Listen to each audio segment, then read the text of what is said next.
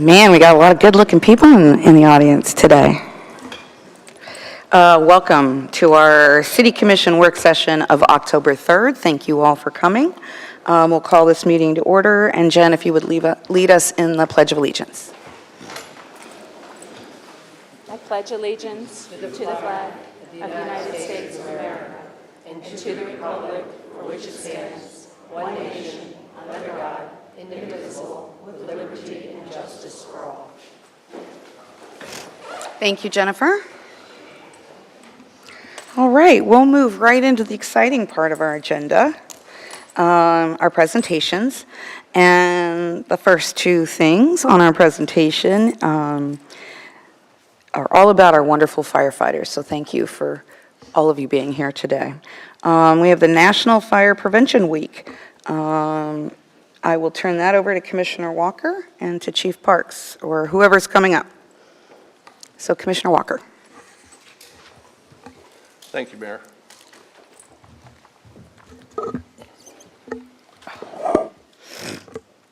My privilege and honor to be reading this proclamation today for all that you guys do. It's just born.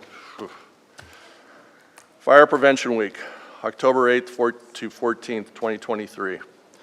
Whereas the City of Dunedin is committed to ensuring the safety and security of all those living and visiting Dunedin, and whereas the National Fire Protection Association announces, cooking safety starts with you.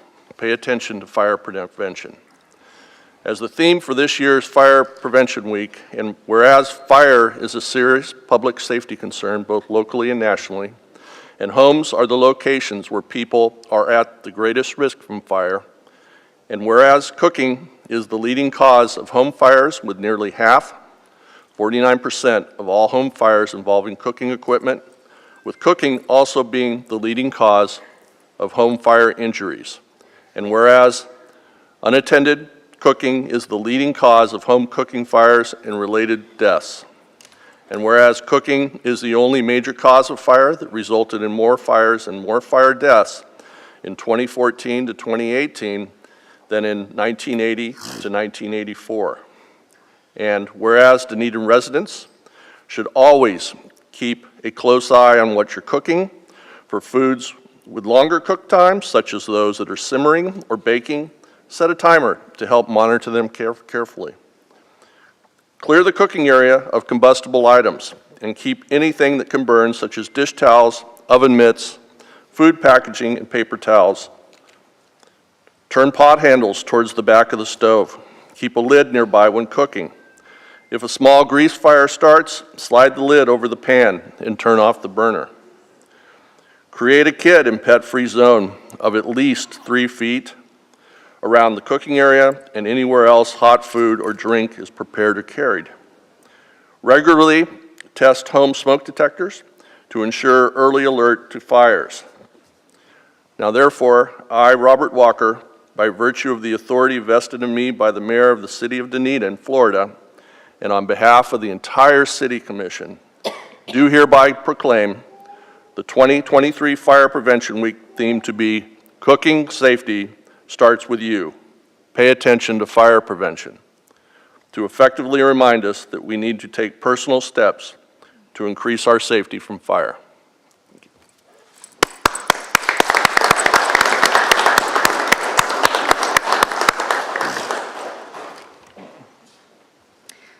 Thank you, Commissioner Walker. That's why I don't cook. It's safer that way. Just don't cook, That's why right? Uber Eats is so popular now because of it. Mayor, Vice Mayor, Commissioner, thank you for having us here. So wanted to just tag on to Commissioner Walker and all the great information that was in that proclamation, because essentially that proclamation does give all of the safety tips that I would sit here and ask the residents to follow.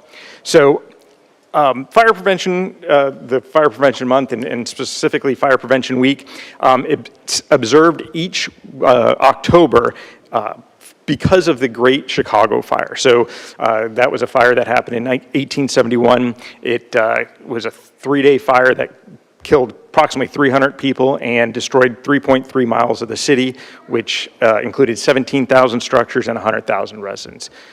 were left homeless. So that's why we recognize this month, and it's so important. In addition to the tips that were provided by Commissioner Walker, we also we recommend fire extinguishers in the kitchen as well. So it's very important. These fires affect us locally, and we definitely have had our fair share in Dunedin of these fires. For the next month, our firefighters are going to be out in the community at different schools and community organizations and community events talking about the importance of fire prevention and life safety. This Saturday at Countryside Countryside Mall, we'll be having the North County Fire Departments get together for the Life Safety Expo. And we welcome all of you to come out and join us. It'll be about 11 o'clock in the morning till 1 o'clock on Saturday. So with that, thank you very much, and I appreciate your support. Thank you very much. We appreciate that. Yep.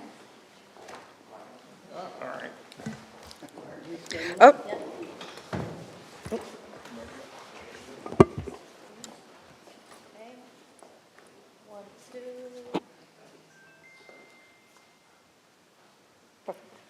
All right.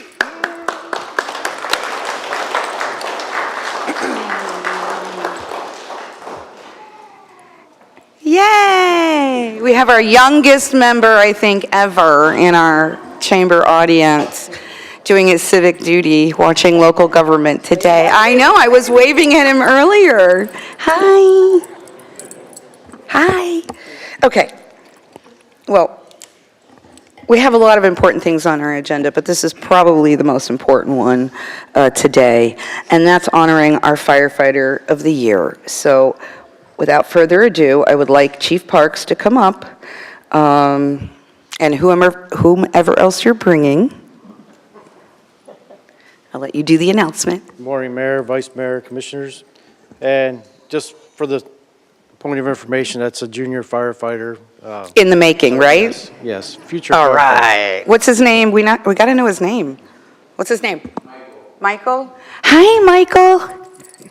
Hi. You're doing good. Okay, sorry. Didn't mean to interrupt this important event.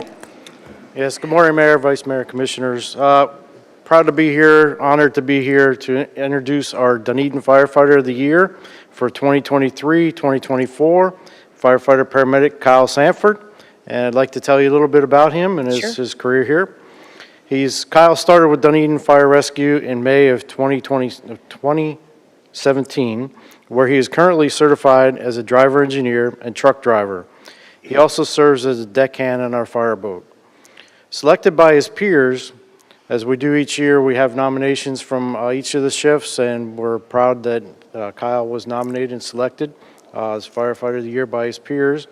They remarked that there are several attributes summarize Mr. Sanford, which would include confidence, selfless, passionate, determined, adaptive, and resourceful. Kyle has quickly moved into a senior firefighting position and has accepted the role of mentoring the new hires, many of which have had very little or no firefighter or EMS experience.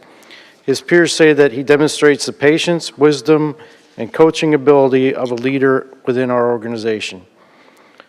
When looking for employees' extra measures, Kyle currently serves on the Apparatus Design Committee and the Department's Equipment Committee, where he was selected as the chair of the committee. He went above and beyond, recently creating an equipment booklet for Truck 60. He spent countless hours researching the in-service equipment of Truck 60 and established a very informative book which will not only help new hires but current members of our department with the identification, usage, and specs for Truck 60's vast list of equipment. His latest contribution has been in the area of fire suppression.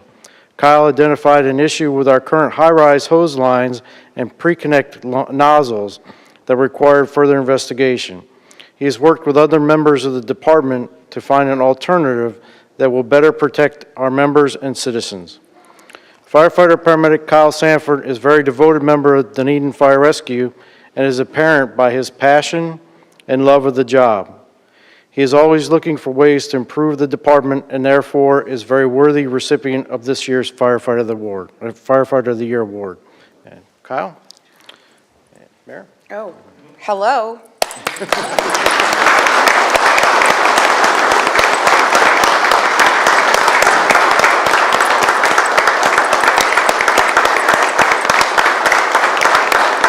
Turn around, Kyle. Kyle, turn around. I just wanted you to see. Everybody's standing for you. What, Mayor, if you want to come down and do the... We're all going to come down. Okay, I have one other as well before we go. Yep, okay. We have VFW Post 2550, Commander Rachel Hughes is here to make a presentation as well. So Okay, can you do that? come on down.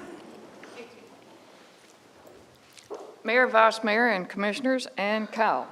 It is my honor as Commander of Post 2550 in Dunedin, Florida, to present you with this certificate of appreciation for all that you do. I want to tell you a little bit about myself. I'm a retired police officer. And you know what police officers say about firefighters? Now, it has to be clean today. You know why God made firefighters? Police officers need heroes too. So thank you.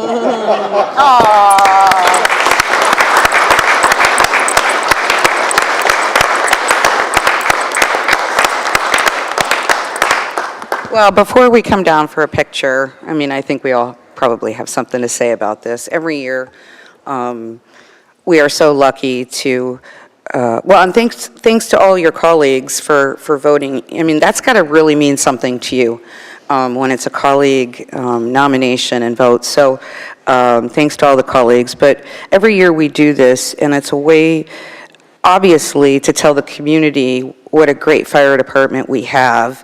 But to honor people who have gone above and beyond, and you certainly have done that. Of course, you will be invited to the annual John Maroney lunch or dinner, or every year they change it. I don't know what they call it every year, but it's for emergency personnel. And you'll be at our table with us because we get a table every year because our emergency personnel are so important to us. Congratulations and thank you, and I'll turn it over to my colleagues. Vice Mayor? Kyle, congratulations. You have extended and continued the culture of your service.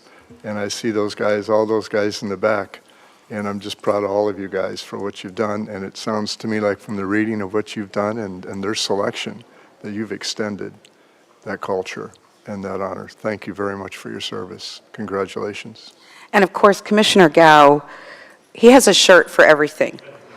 And he's got his firefighter shirt on today. Very apropos. Makes us all look bad, you know? I got red on.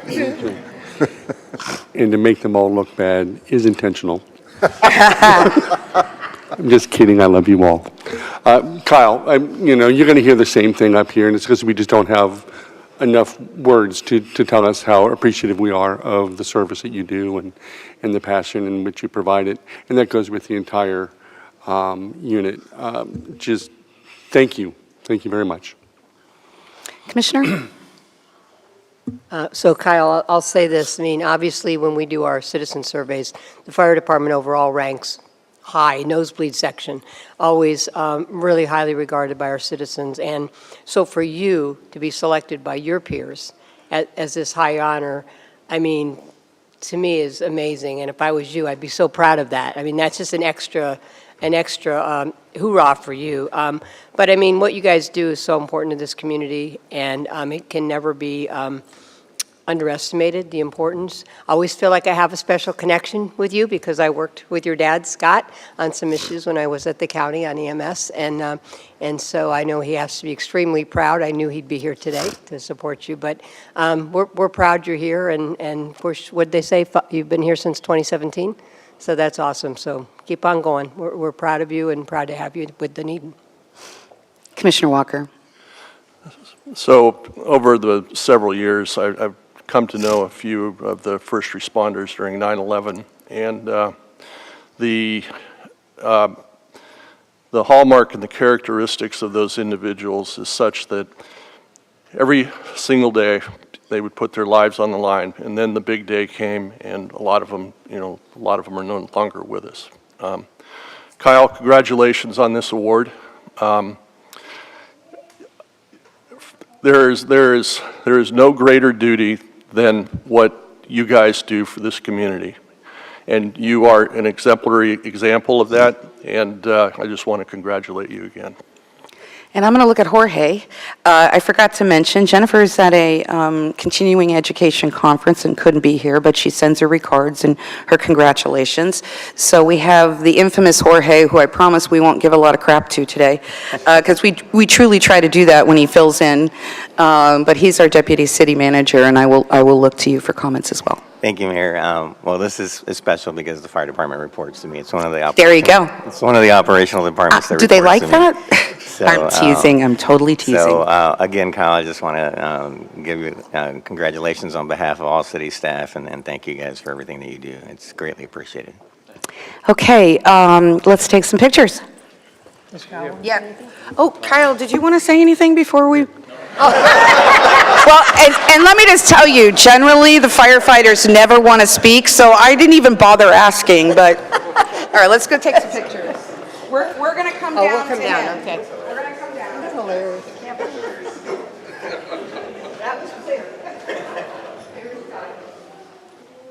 We have a plaque too, if you want, I don't know if you want to read them. I don't even bring glasses. No. So on behalf of a grateful city commission, a grateful city team, and a grateful city of Dunedin and our residents, I present you with this plaque, Firefighter of the Year Award, presented to firefighter paramedic Kyle Sanford in recognition of outstanding achievement and dedication to duty for the 23-24 year. Congratulations. All right, let's do this. We have a pin.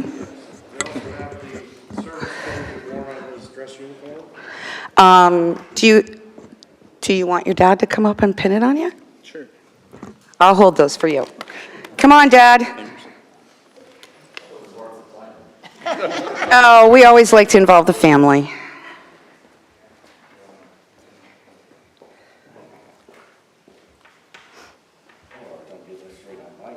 That's okay. You know what you're doing. Here, give me that. I'll get out of the way.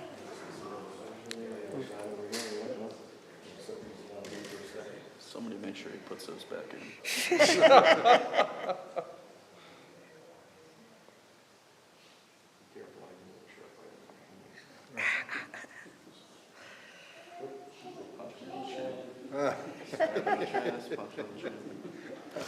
Typical father-son relationship. I'm just saying, this would be my son and my husband, for sure.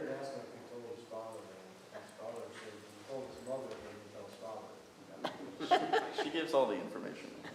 Yeah, you can't forget Mom. Boss is here, right? I mean, I'm just here to Oh, look at that. straighten you out. That's wonderful. All right, you stay to be in the picture with us. All right, do you want us in front of this or back over there? All right, well, come on. We'll take the picture. Oh, no, you get in the middle. You get in the middle. Now let's come over here. I'll be with Chief and flank the group. Wait, okay, that's gonna get at least one picture.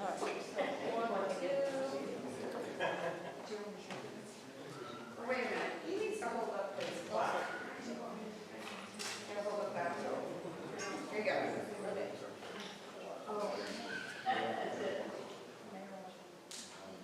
All right, let's get one with the VFW in here, because you got, we're in gas, come on. She'll send you a picture, I promise. Yes. So let's try. Yeah, we've got a. One, two. Okay. Thank you.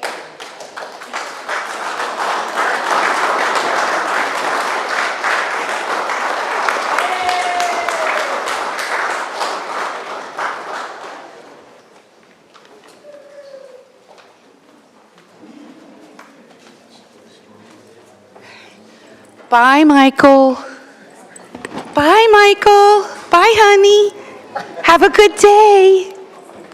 He's into it, man. I know. Well, I want him to think coming to City Hall is a fun place to come to. It doesn't always have to be contentious. Yeah, we'll try to keep that going. Yeah. That could be Bye, honey. See you later. Okay. I don't know what he said. Okay, yeah, go home and take your nap. He's way ahead of Dad there. Look at him. He's just gone off his merry way. That is so cool. Okay. All right, and then we have one more presentation, which is our National Community Planning Month proclamation. I will turn that over to Commissioner Franny. Thank you, Mayor. So, Community Planning Month 2023. Whereas change is constant and affects all cities, towns, suburbs, counties, boroughs, townships, rural areas, and other places, and whereas community planning and plans can help manage this change in a way that provides better choices for how people work, live, and play.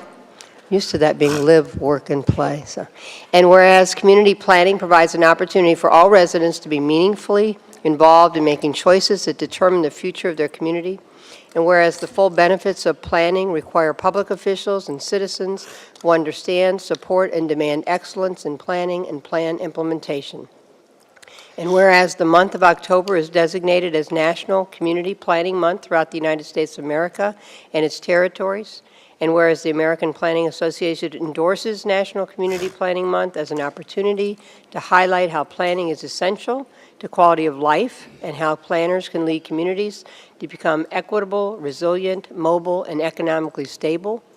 And whereas the celebration of National Community Planning Month gives us the opportunity to publicly recognize the participation and dedication of the members of planning commissions, kind of like our LPA, right, for one, and other citizen planners who have contributed their time and expertise to the improvement of the city of Dunedin.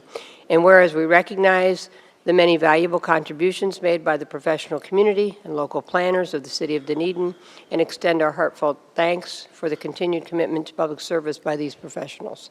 Now, therefore, I, Maureen Mulfraney, by virtue of the authority vested in me as by the mayor of the city of Dunedin, Florida, and on behalf of the entire City Commission, do hereby proclaim October as Community Planning Month in the city of Dunedin, Florida, and call upon the people of Dunedin to join our community neighbors and citizens across the United States in the celebration of National Community Planning Month. And George, if you want to come up. George, I know you have comments, but I did want to add, when people say constantly, we all know this, do not mess up the charm of Dunedin. People believe in the charm of Dunedin. Well, it begins and ends with good planning. I mean, the planning department is the key to that, and I don't always know that people recognize how important the role you all play in that, but that is the key of keeping our charm. So, We appreciate that. I think we're going to show you a very quick video before I make a couple of Okay. Community planners are essential to creating smart, sustainable, equitable, and resilient places and spaces that we call home. Planners guide future land use policies and smart growth principles to enhance and balance the quality of life for its residents. And engage the public to help us advocate their vision for their community. Plan people-centric cities which encourage alternative forms of transportation, such as biking, walking, public transit, and golf carts. Respect and recognize our past through our historic preservation programs and landmark designations. Community planning, it's connecting people, places, and spaces for a shared vision and a better future for all. Man, that was awesome. So good. Great job, guys. Please tell me you're submitting that to somebody for something. That's our communication. Well, yeah, but really, that is it really is based on what Commissioner Franny was saying. That's a great marketing tool. But I also think you should look at your statewide national planning organizations and submit that for something. I mean, Parks and Rec does it every year. They submit for something. So it's about time you guys submit for something. Yeah, for sure. And I just want to say, it starts with good planning. It really starts with great leadership, and that's what this commission offers. Thank you. But thank you for recognizing National Planning Month. Thank you, Commissioner Freeney, Mayor, members of the commission, City Manager, and in this case, Deputy City Manager. A lot of people, including my own family, don't know what planners really do on a daily basis. and they really have no idea what that is, but they recognize it when they feel a place and they sense that quality of life. That's what planning is all about. And it takes a village, and standing behind me is the greatest team I've ever worked with. Business manager Joan McHale, planner. Yeah, where are you guys? Get up. Come on. I thought they were standing behind me. No, you had 2 of the 4. It's like the fire department. They don't like to get the spotlight.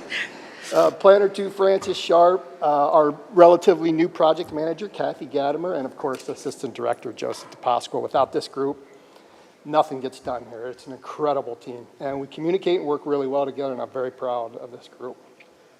And as mentioned, what a great support network we have, including the volunteer boards. The local planning agencies, one, the Architectural Review Committee, which we staff as another, and the Historic Planning Historic Preservation Advisory Committee is the third of many boards and committees that we interact with, but really plug into the planning process.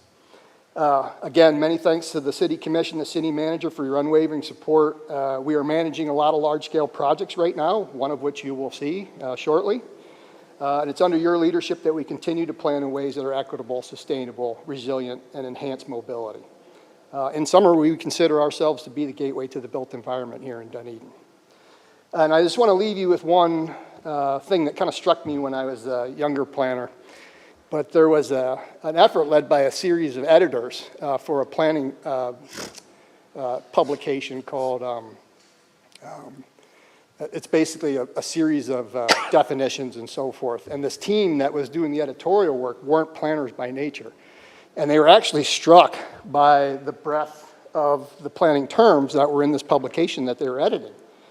And in fact, so much so that in the summary at the end, they said, and I quote, "In fact, the editors of the glossary sum up the breadth of planning by stating, what has amazed all of us, editors and research assistants alike, is the incredible breadth of what planners are expected to know and have to deal with on a daily basis. It does indeed give validity to what Rutgers University premier planning professor Edward D. Wilkins observed when he said that planning was indeed the field of the Renaissance man or woman." So I want to thank you again. We appreciate this. And We look love you forward- guys. Congratulations. And I do want to just restate what Commissioner Franny said, and that's, what you guys do for the community. And then, I'm sorry, but, we have pretty broad shoulders up here. I mean, we sort of know what we're in for when we get into the world of representation and politics and those kinds of things. We don't like it any more than you do, but we know what we're getting into.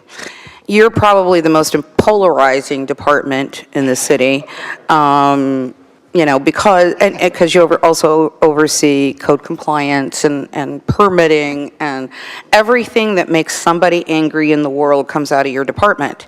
And over the years, you've had to take a lot of heat. I mean, a lot of heat. And first, I think, on behalf of all of us, we want to thank you. And thank you for sticking it out for us.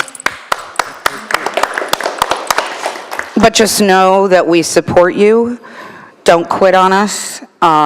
We have a lot of people that live here in this community that love the community for who they are, what we have, how we've preserved our charm, and you all are a part of that, a unique part of that. And you're always going to get people that are mad, but just know that this city supports you. And I just really wanted to say that because we see it every day.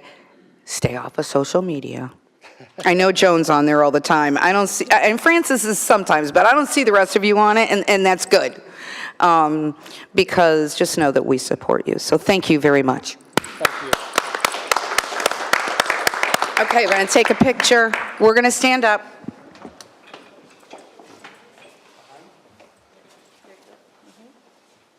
Okay, and just hold it facing this way. There you go.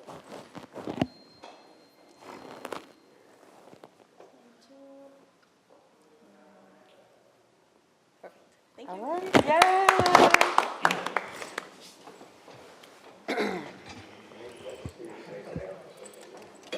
Stop it. I can't stay off us. No, hey, I did for a year and a half. I just started reposting, literally. now you're going to see it come full force, you know. I had to take a break after 15 years of being on there. I was like, yeah, I think I'm done for a little while. Anyway, all right, we've got lots of other stuff on our agenda. Let's get to that. Are you trying to give it back to me in some way? I just realized that. Oh, yeah, he fights back. All right. All right, we have citizen input. Anyone wishing to come forward and speak to any item that is not already on the agenda? Seeing or hearing none, we'll move on to consent agenda with a lot of stuff. We have consent agenda for the approval of minutes. We have the board and committee appointments for Board of Finance and the Youth Advisory Committee. We have an emergency purchase order for the replacement of an air conditioning system at Fire Station 61. And we have the annual cyclical replacement of laptops, as well as the review and approval of a lien reduction for 1351 Ohio Avenue. Okay, any items to be pulled? Seeing or hearing none, can I have a motion to approve? So moved. Second. Okay, Commissioner Twarnga and Commissioner Walker. Any public input on these items? Seeing or hearing none. Sorry, my allergies are kicking in again. All in favor signify by saying aye. Aye. Any opposed? Motion passes unanimously. I cannot believe one of those items weren't pulled. Thank you so much. Yes. It was probably the quickest briefing I've ever had. We have to tell Jennifer, you did such a great job. It was stellar. Can I tell you, it doesn't matter how amazing your briefing is. Somebody's usually pulling something. So I want to congratulate my colleagues. All right, so action items. Let's hope that this one doesn't go on for 30 minutes. Please. Review and approve the 2024 at-a-glance calendar.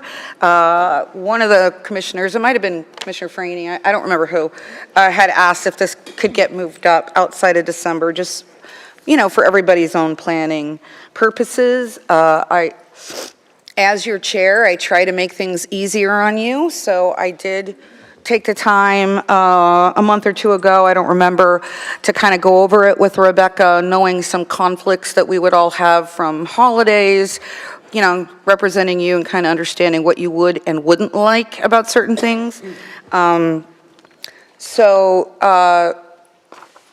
If you don't mind, Rebecca, it's your item, but I'm just going to go over the months to tell you why we did certain things.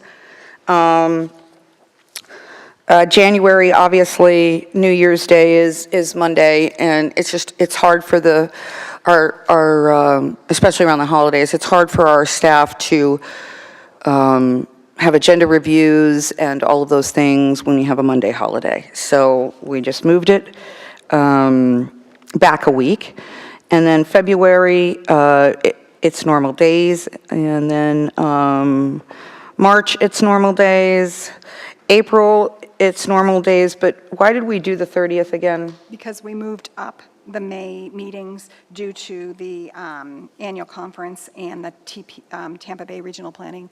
Right, Conference. because of when it was going to be. Correct, so we- Gotcha, so we kind of moved things around a little bit, so it's, most people wouldn't know that it wouldn't be on that date, but just so you know, normally it would have moved back a week, and it kind of messed up with the different conferences. Yeah, that's the one I ask about because, you know, of course, Tampa Bay Regional Planning is what I'm involved in, so I got it. I didn't get it at first, but then, of course, it actually moved it then onto my birthday, which I was like, really? Do you know how many So- times I've had a meeting on my I birthday? know. A lot. Oh, yeah, a lot. A lot. So it doesn't matter, but anyway, but I asked that question yesterday and like, oh, yeah, okay, Tampa Bay Regional Planning, so, because we had. Yeah, because we had miss it. right, we Meeting. had two people miss it, yeah, So it makes sense. And then July, normal meetings. Well, actually, it's because of the 4th of July, we moved it back a week. August, as you know, it's traditional that we only have one set of meetings. And in July and August, we also have a budget meeting that we don't know the dates on yet. Now, September, we did put it the regular dates. We try not to do that with Labor Day, the Monday holiday. However, because we were only having the first two meetings so early in August, we felt that the staff would have a really hard time. And it's not, not having approvals on things. Plus, it's not backed up to holidays like the January one is. October is normal meetings. November, because of the election in November, we try really hard not to have a lot of meetings in the month of November because you can have the whole lame duck voting thing, and we try to respect the people that have been elected on November 5th, and we don't, the 18th will be the swearing in. So we did do one meeting on the 7th, which is a Thursday, but that'll be kind of a combination of any of the leftover items, and staff is usually pretty good about not putting any major decisions on the 7th. That's before the election, but they'll still do a pretty good job of not putting anything major. So then, so we only have the 2 meetings in November because of the election. And the special meeting. And the special meeting, sorry, yes, the 18th. And we did not want to do a meeting on the 19th, right after the day of the swearing in, because, I'm sorry, people are going to go out and celebrate on the 18th, and we just felt that that was unfair to ask of our new candidate, or any of the candidates that do get elected. And then December is back to normal. Did I cover it all? Yes, Mayor. Anything else you want to add? Nope, that's. Okay, any concerns or questions? I have none. Okay, great. We tried to cover everything, but, obviously, things come up during the course of the year. And so, like even August, I'm a little concerned because I know there's going to be the Scotland trip, and we don't have the exact dates sort of pinned down, so things may have to move around. And when things come up, we can adjust. We don't like to, but we can. This is just simply a planning tool for everybody. Okay, can I have a motion? So moved. Second. Okay, Commissioner Franny, Vice Mayor Twonga. Anybody from the public wish to speak to this? Okay, all in favor signify by saying aye. Aye. Any opposed? Motion passes unanimously. Then we have the proposed agenda for October 17th. Hold on a minute. I just want to pull it up again. So I have it in front of me. We have,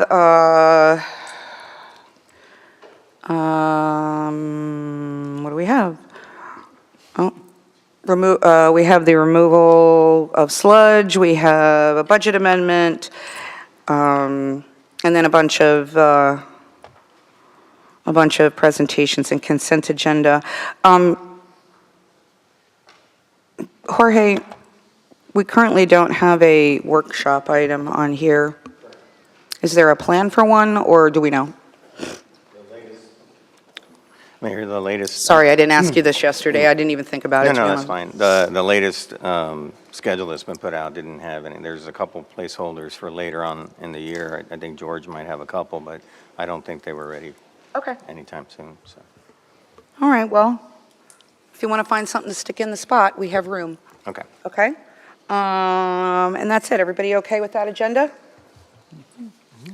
All right, can I have a motion to approve? So moved. Second. Okay, Vice Mayor Twonga and Commissioner Gao, thank you. All in favor signify by saying aye. Aye. Any opposed? Motion passes unanimously. All right, I know that we're going to have this workshop item, but we usually like to take a break, and I know we have informational items. Can we take a quick coffee break before we start this? Because I think this will be a pretty good discussion. All right, let's take a quick break, and then we'll come back.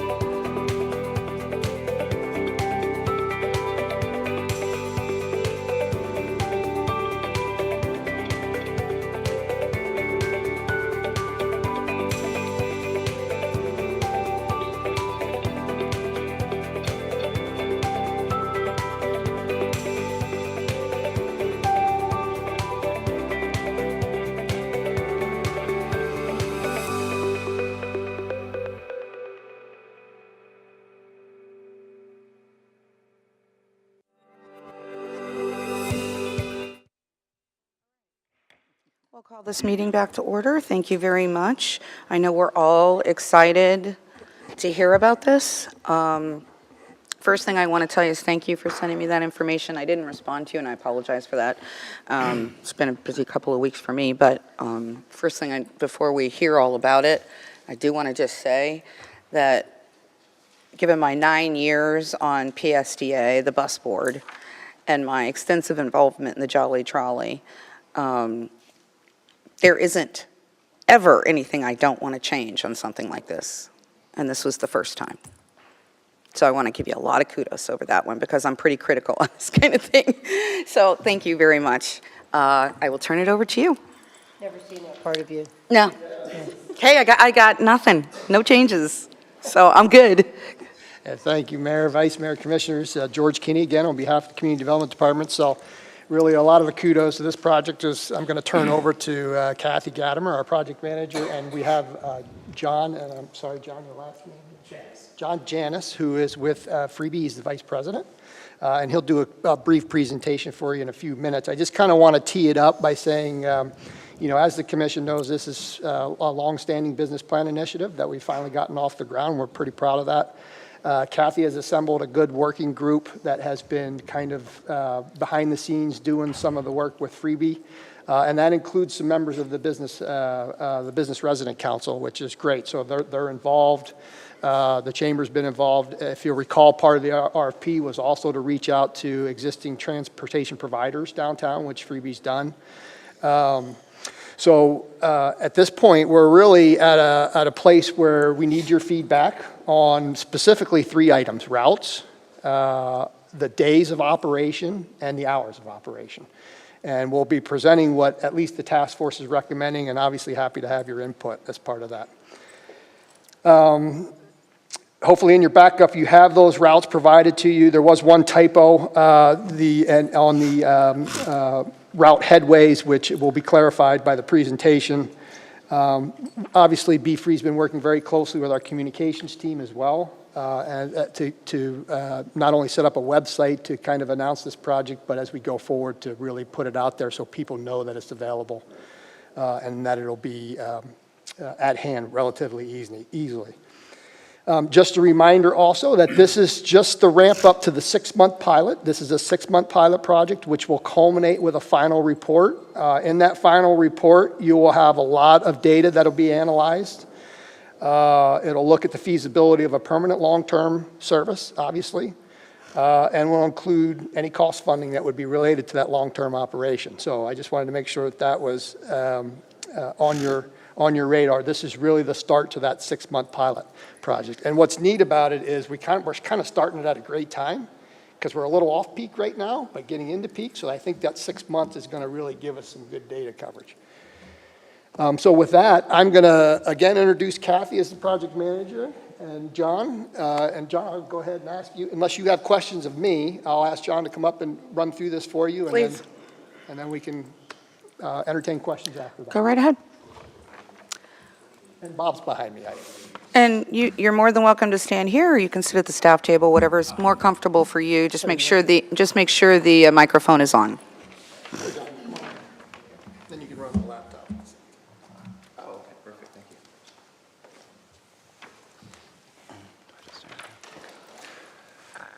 you. Good morning, City of Dunedin, Mayor, Vice Mayor, Commission, everyone. It's a pleasure to be here. It's my 3rd trip to the City of Dunedin, 3rd of many. And what Commissioner Freeney said earlier about the Dunedin charm, I definitely see it. We hope to fit in with the charm here, and if it's possible to enhance the charm, we're going to aim to enhance the charm, if it's possible. So, but yeah, here to present the plan for Freebie in Dunedin, the Dunedin Looper. So this is the cover and executive summary. So we designed the downtown route, which I'll show you in a moment, with one of the primary goals of being a 10-minute headways. That way people aren't left waiting 15, 20, 30 minutes, which is one of the pitfalls that transportation can fall into. So 10-minute headways is one of the primary goals. We conducted a thorough analysis to make sure the route would be as efficient and effective as possible. Weaver Park was something that was strongly considered, but it's a little to the north. It's a beautiful area. One of the concerns was that would stretch the route a little too far and make the headways greater than 10 minutes. And also, since many people will be utilizing Freebie as a park and ride, that could lead to a lot of those parking spaces taken by people who aren't going to the park. So we also have low-speed electric vehicles. So these vehicles have a max speed of 25 miles per hour, and they are legally limited to roads that are 35 miles per hour. So that also came into consideration when designing the route. Highland Avenue, we can get within a block of most of Highland Avenue, but to drive on Highland Avenue would lead us to a road that's 40 miles an hour. So that's why that section was left off. Some of the key locations within the route area are some of the main hotels: the Fenway Hotel, Best Western, Holiday Inn, Grant Street Inn. Short-term rentals, I know that's a major industry here, is the property rentals. I spoke to a couple last night, and I was talking about Freebie, and they said, oh, coincidentally, the day that we launched, they're renting their property out for the next 6 months. So I know that's a high-demand thing here. Pioneer Park was incorporated to the route. Parking areas, because I know I've spoken to a lot of the employees in restaurants, and they struggle getting to work even if they have a car because of the high demand for parking. City Hall, of course, is on the route. The marina, I know you have the ferry that comes in. So it'd be great to get people coming in the ferry that need to go, further than walking distance from the marina. The hospital, of course, and then during spring training, the route will adjust to get down to the TD ballpark. These are the two routes. The route on the left is the primary route. The route on the right is for the spring training. So 10-minute headways with 2 vehicles. During peak hours, a third vehicle will be added to the rotation, reducing headways to 7 minutes. And then during spring training, of course, that stretches out the route. So 13-minute headways is our goal there. And during peak hours, 10-minute headways when the third vehicle is added. So you can see during most of the time it goes as far south as Lyndhurst, as far north as Skinner, over to Orange, includes the Mies Life building, and then, of course, Virginia and Main Street there. How to request a ride.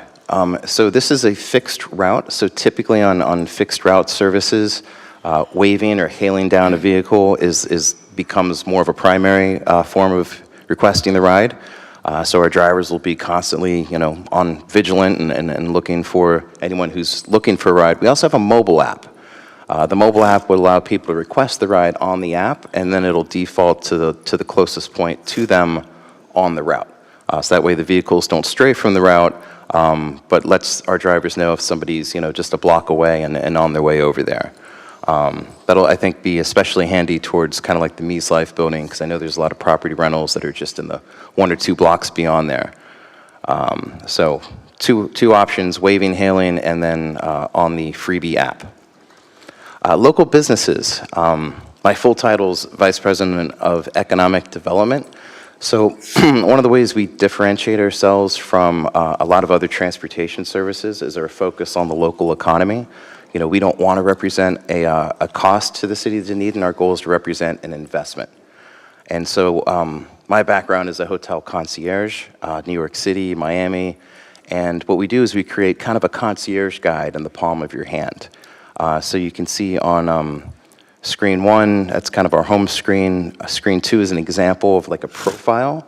So we offer local businesses to have these really cool profiles on the Freebie app. There's an image gallery, a title, a description section, address, phone number, link to their website, a map, and then they can request a ride to take them to the closest point on the route to that business. Screen 3 is kind of a list of the categories, so restaurants, bars, arts and entertainment. And then screen 4 is these venues also have the option to offer some sort of a promo or something to help attract business, which in a place that's very seasonal, that could be a tool that's more heavily used during the off season, just to get people out and about a little bit more. So these are really cool profiles. We go door to door to these local businesses. We've already joined the Dunedin Chamber. We'll be speaking hopefully soon to the Merchant Association. We go door to door to inform these businesses about the service that the city is providing for the community and how it benefits them, because that's what they want to know. How does it benefit them?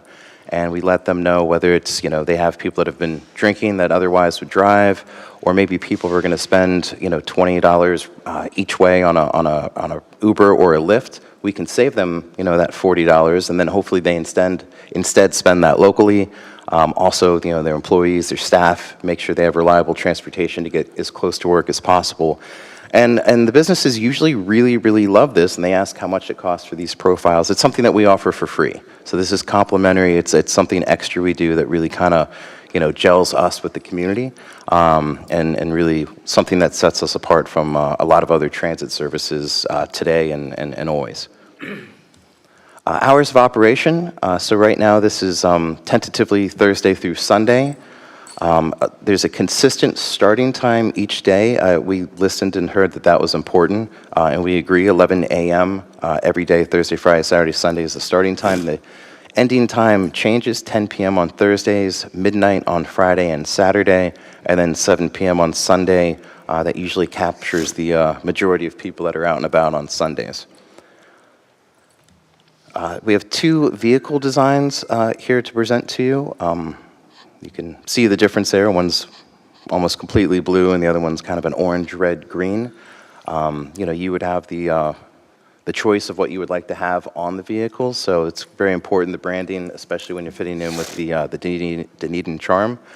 And then also, I don't have on here, there's also the option, if the commission grants, that we can sell advertising on the vehicles.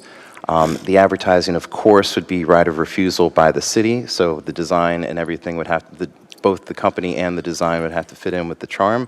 And also that provides a revenue generation. So we have a 50-50 revenue split off the top with our partners, and we anticipate that could be anywhere, total revenue from $5,000 to $9,000 per month, and then 50% of that would come back to help offset the cost. So some cities take us up on that. A lot of them do. Some usually wait until after the pilot because the city likes to kind of establish its, what the service is first. But that's something we can discuss, or I can answer any questions too. And that is the presentation. Thank you. Okay, anything you want to add, Kathy? No, I don't have anything. We're here to answer any questions that you might have, though. Okay, Bob, anything? All right, I will come back to the commission. I'm sure there are questions. Vice Mayor, anything? Yes, just on questions, and unfortunately, I'll probably give some opinions during this time period. Well, try not to. It's difficult. So you answered two of my big questions, and one of them was about the usage of advertising on there. And you made comments about that, how some people do that and some people don't. Do you have any further input? Because I have an opinion about that I'll give later, but I have written that down. That was a concern of mine, an issue for me. Do you have any more information about that? It's just, there's no real significant answer to that, is there? It's certainly in the first testing period. I'm really talking just about that. Yeah, I mean, my personal opinion is I like to see the city branding on the vehicles. I think it's nice and just kind of lets everyone know this is a community vehicle. That's my personal opinion. I mean, I don't run the books at Freebie, so that person might disagree with me. But yeah, I like to see the city branding. I feel the aesthetic is very important. But, some cities have different treasuries, so there's some cities that like the advertising, and most of them do not permit alcohol, but there are some that really want to get this paid for completely, and they'll permit, alcohol brands doing, don't drink and drive campaigns. It's very few, but, they don't have high budgets, and this is a way to offset it. But me personally, the aesthetic is very important, and if you do permit advertising, you can always go back later and say, no, I don't like the branding, it doesn't fit or whatever. So, I mean, there won't be any surprises when you see advertising on a vehicle. It'll be all approved by you, Vice Mayor, and the Commission and Mayor and everyone. So, yeah, you have the full discretion there of what you'd like to approve and not. So, Thank you. I have the second question is, when someone hails, however way they hail it, whether they waive it or request it, once they're on the vehicle, is there any I'll say the word, but I don't really mean deviate. I really mean serve, serving the person that's in the vehicle. So, and I don't want to paint any picture for this, but let's say that somebody says, well, here's the route, I want to go here, just a little bit over here. Do we do that, or is that the flexibility, or do they stay on the route or within the route? It's a great question, Vice Mayor. We are at the direction of the City of Dunedin, so if the instruction is to stay strictly on the route 100% of the time, that's what we'll do. We'll coach and train our ambassadors, which is what we call our drivers, how to tactfully, explain that to the riders. We could even put up signage in the vehicle that says, whatever you would like it to say. But my understanding right now is that we stay on the route 100% of the time, and so the ambassador will be coached to explain that politely and tactfully to the riders that is the case. But again, we are at your direction. You gotta come up to the. I was going to say, Bob Ironsmith, Economic Development. We have tiki rides too downtown. So we have an addition. So we have the Jolly Trolley, be the freebie, and you have tiki rides. And tiki rides will take people to where they want to go if it's a deep. Off the route, you're saying? Off the route, yeah. I just wanted to mention that. Right. It's been in existence for a while. No, thank you. Mayor, may I? Yes, sir. And the other consideration, obviously, is if we allow those deviations off the route, then You can't keep the the headways. response times get impacted. Yep, gotcha. Those are other information or inputs, and I'll give that later. So thank you for answering the question. It's up to us whether we're going to allow that or not, and to what degree we would allow that. And I'm familiar with your company. I know you do that in other locations. So I just wanted to ask that question for everybody to hear it. The expandability of this program is probably, from a testing standpoint, when you do a testing like this, is probably pretty quick if you wanted to expand the routes or expand the service. That's what we're looking at. We're looking at to see how does this work in this particular system, but we're also asking, how does this work for us here? And the expandability, then, I would assume, is rather rapid when at some point in time when we determine that we're satisfied or happy or want to expand. Is that probably a pretty accurate? Yes, Vice Mayor. We hope that you have high expectations for this service because we want to meet them and exceed them. We provide the service in 34 other cities, universities, and with a nonprofit. And in 100% of the cases, the pilot has either extended to a full-time contract and most of the time has expanded. But we have a 100% success rate with these pilots. We don't just put the cars on the road and let them drive around. We connect with the community. We explain. Part of the reason is we work so hard with the local businesses is so for them to see the benefits, so they in turn can help promote the service as well. And so, yeah, we're very dedicated and committed and want to make sure this is a success. And if the commission chooses to expand, we will certainly be ready to accommodate that request. Just rough. So you have approximately 40, the number of locations you have is how many? I believe 34 is the current, with a few in the pipeline. I remember when you had 14, but okay, so you got 34 now. 34. So how many of those expanded prior to the end of, just a guess, prior to the end of the testing? I'm just curious, that's my curiosity. I don't know if they expanded during the pilot, during that first 6 months, but be at the end of it for the renewal. It's probably more than half, probably 2/3. It's tough to keep track. I mean, I'd have to kind of go down the list, but it might even be, closer to 80%. And some have expanded. St. Pete Beach should be the closest example. That has expanded 3 times. Mm-hmm. So when we launched there, it was just one vehicle. I don't know if people are familiar with St. Pete Beach here. I imagine everyone is. Pass-A-Grille, basically the Don Cesar in South. And they said, hey, can you replace this bus? We don't like the bus in Pass-A-Grille. It's supposed to be very quiet and relaxing. this is the ridership, it's 50 people per day, can you handle that with one vehicle? We said, yeah, of course we can do it. But it turned out the demand more than doubled, and it quickly rose to over 100 people per day to where we couldn't meet the demand. So they added a second vehicle and extended us up to Dolphin Village, I'm sorry.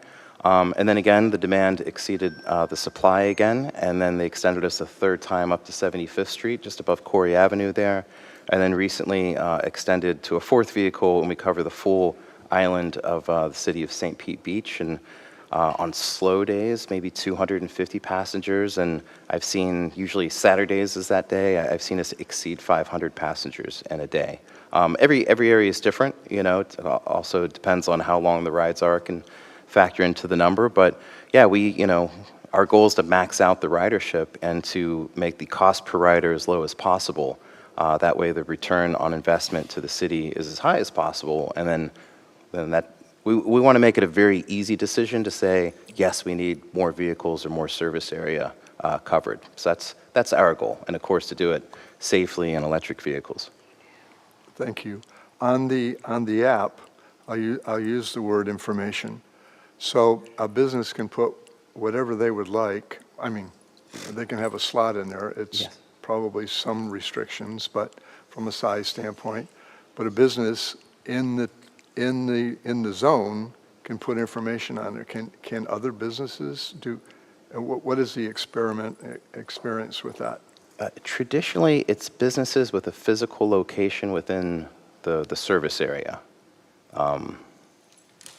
Is traditionally how that's done. So if it's like, realtors, for example, real estate, that gets a little difficult because, I'm sure there are hundreds of people in real estate here, and it's a very important industry, but they don't have a set physical location. So it's usually reserved for like restaurants, salons, Meese Life, of course, would have a location there. Local businesses and points of interest as well, parks, things of that nature. So it's not just businesses. If there's significant public art, we would put that as a point of interest. So that way if a visitor's here and just kind of wants to go around and see the public art, and maybe they walk a little bit and, maybe their legs start to hurt and they would like to ride around, we'll assist them there. So, but yeah, anyone within the service area that has a physical location. And so we establish that, you give some assistance with that, I'm sure, and then we establish that, and then they can put whatever they would like on there within that. Yes, yeah, as long as it's not, profanity or anything like that. But Thank you. But yeah, Thank you. I'll let someone else ask some questions. Thank you, Vice Okay. Mayor. Commissioner Gao? Thank you, Mayor. How you request a ride is two ways. You can either wave them down or use the mobile app. Yes, sir. And we're on a fixed route. So if I am not on the route, what will that app show me? What will that tell the residents? We have a similar model in Coconut Grove, which is a neighborhood, the oldest neighborhood in Miami at the south end of the city of Miami, a pretty well-known area. It basically will kind of drag your pin drop to the nearest point of the route. So that way the person knows where they need to go, and our driver, our ambassador, will know more or less where that person will be or is headed to. Thank you. That's all, Mayor. Thank you, Commissioner. Okay. Commissioner Franny? That's a good question. Because I was picturing myself leaving my house, walking, and where's the closest point I could pick it up to go somewhere else? And, it's like, and it would right be by the Skinner Broadway, so it's kind of be interesting to see how that would actually function in terms of stops. I think you've given us this before, but could you give us a list, not now, but just give us a list of the cities that do this? Yes, of course. Like to Commissioner get Finney. those again. Let's see. I guess one question. I don't know if this is staff or not, but so I noticed that Grant Painter was the only one that's on the committee. And so I guess I just wanted to understand how you reached out to some of the other people that might be impacted, since that's really only one business person. Thank you for the question. Mr. Painter was, he volunteered to be on the committee through the BRC. Okay. So he's actually representing the BRC. Oh, gotcha. Okay, that's good. Thank you. So when I look at the route, I think this is going to be great. We're going to learn a lot from this. Yep. But so What are the, I mean, is there anything built in that you're trying to incentivize? Like, if I was looking at it, I would basically say, well, okay, Fenway will do well, people wanting to go to the rooftop, that'll do well. The other thing is, obviously, we're circling the hospital, so that's going to incentivize parking there to go to Right. somewhere else. I mean, are those kind of a couple of the things? Is there anything else that we think behaviorally will happen with this?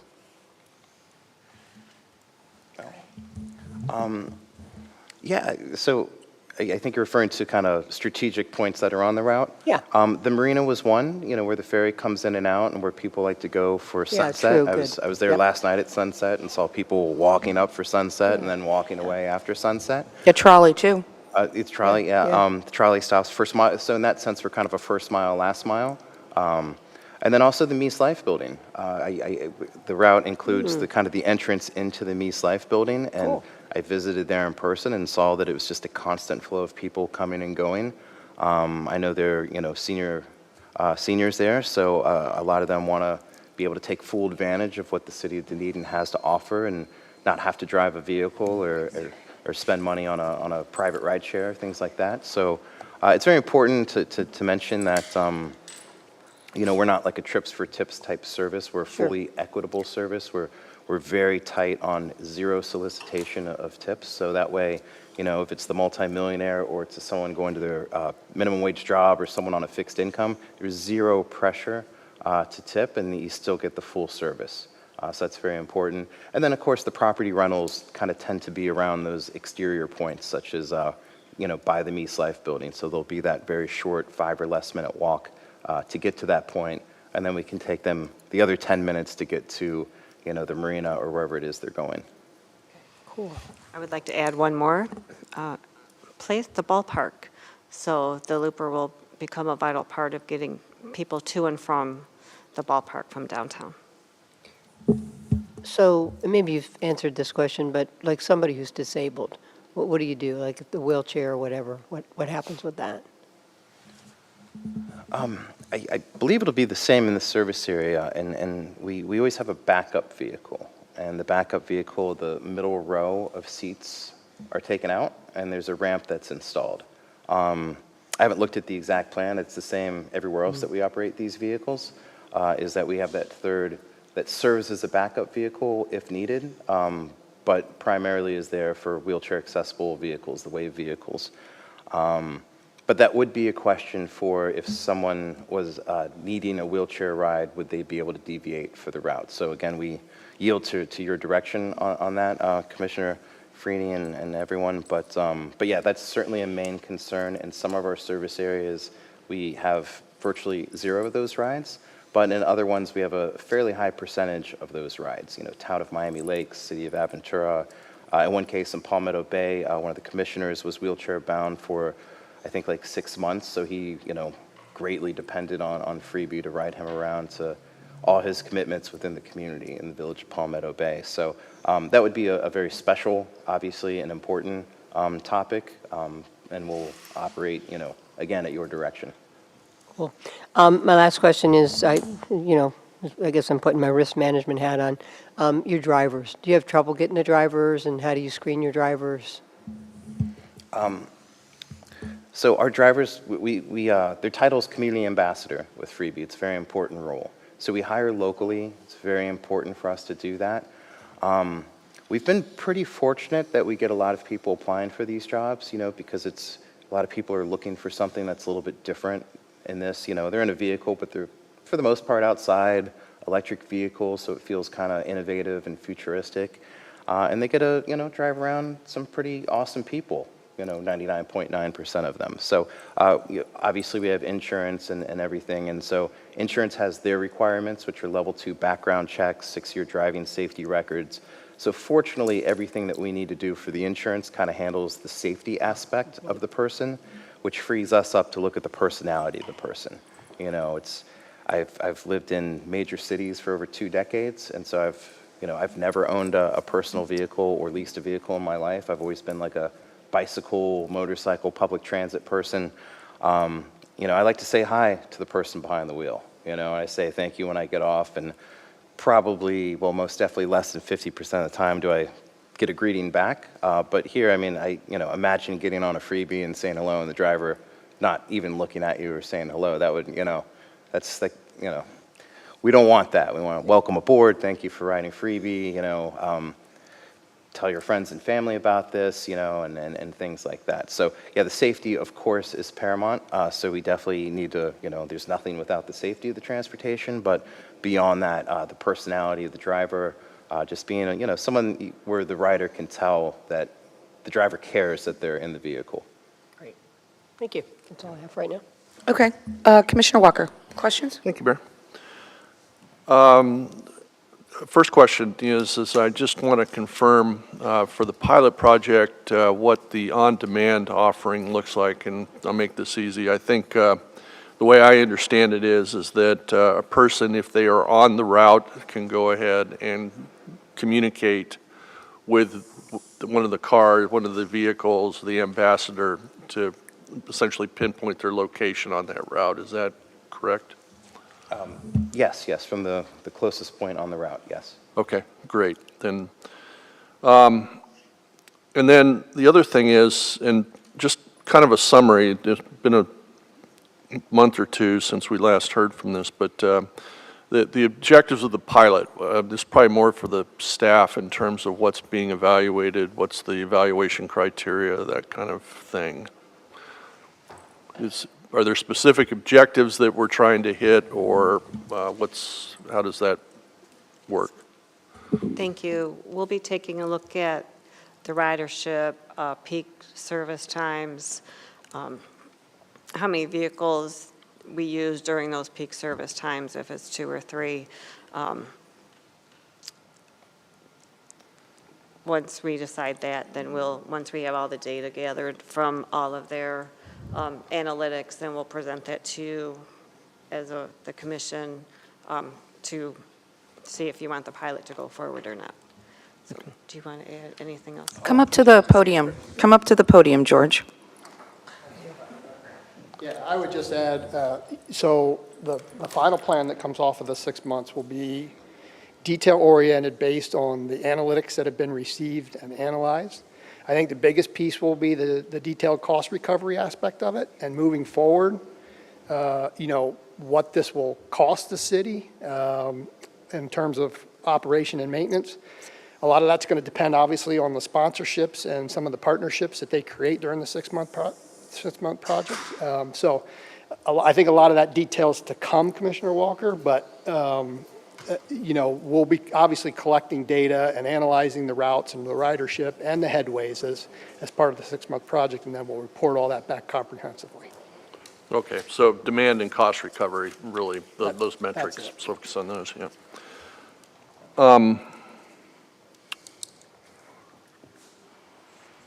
I guess the last question, well, actually, 2 more questions. One, you mentioned hiring locally for your ambassadors. I think that's a really important aspect of this program. For the pilot, have you, are there requisitions out there, hiring requisitions for this right now, or are you going to be using drivers from elsewhere for the pilot?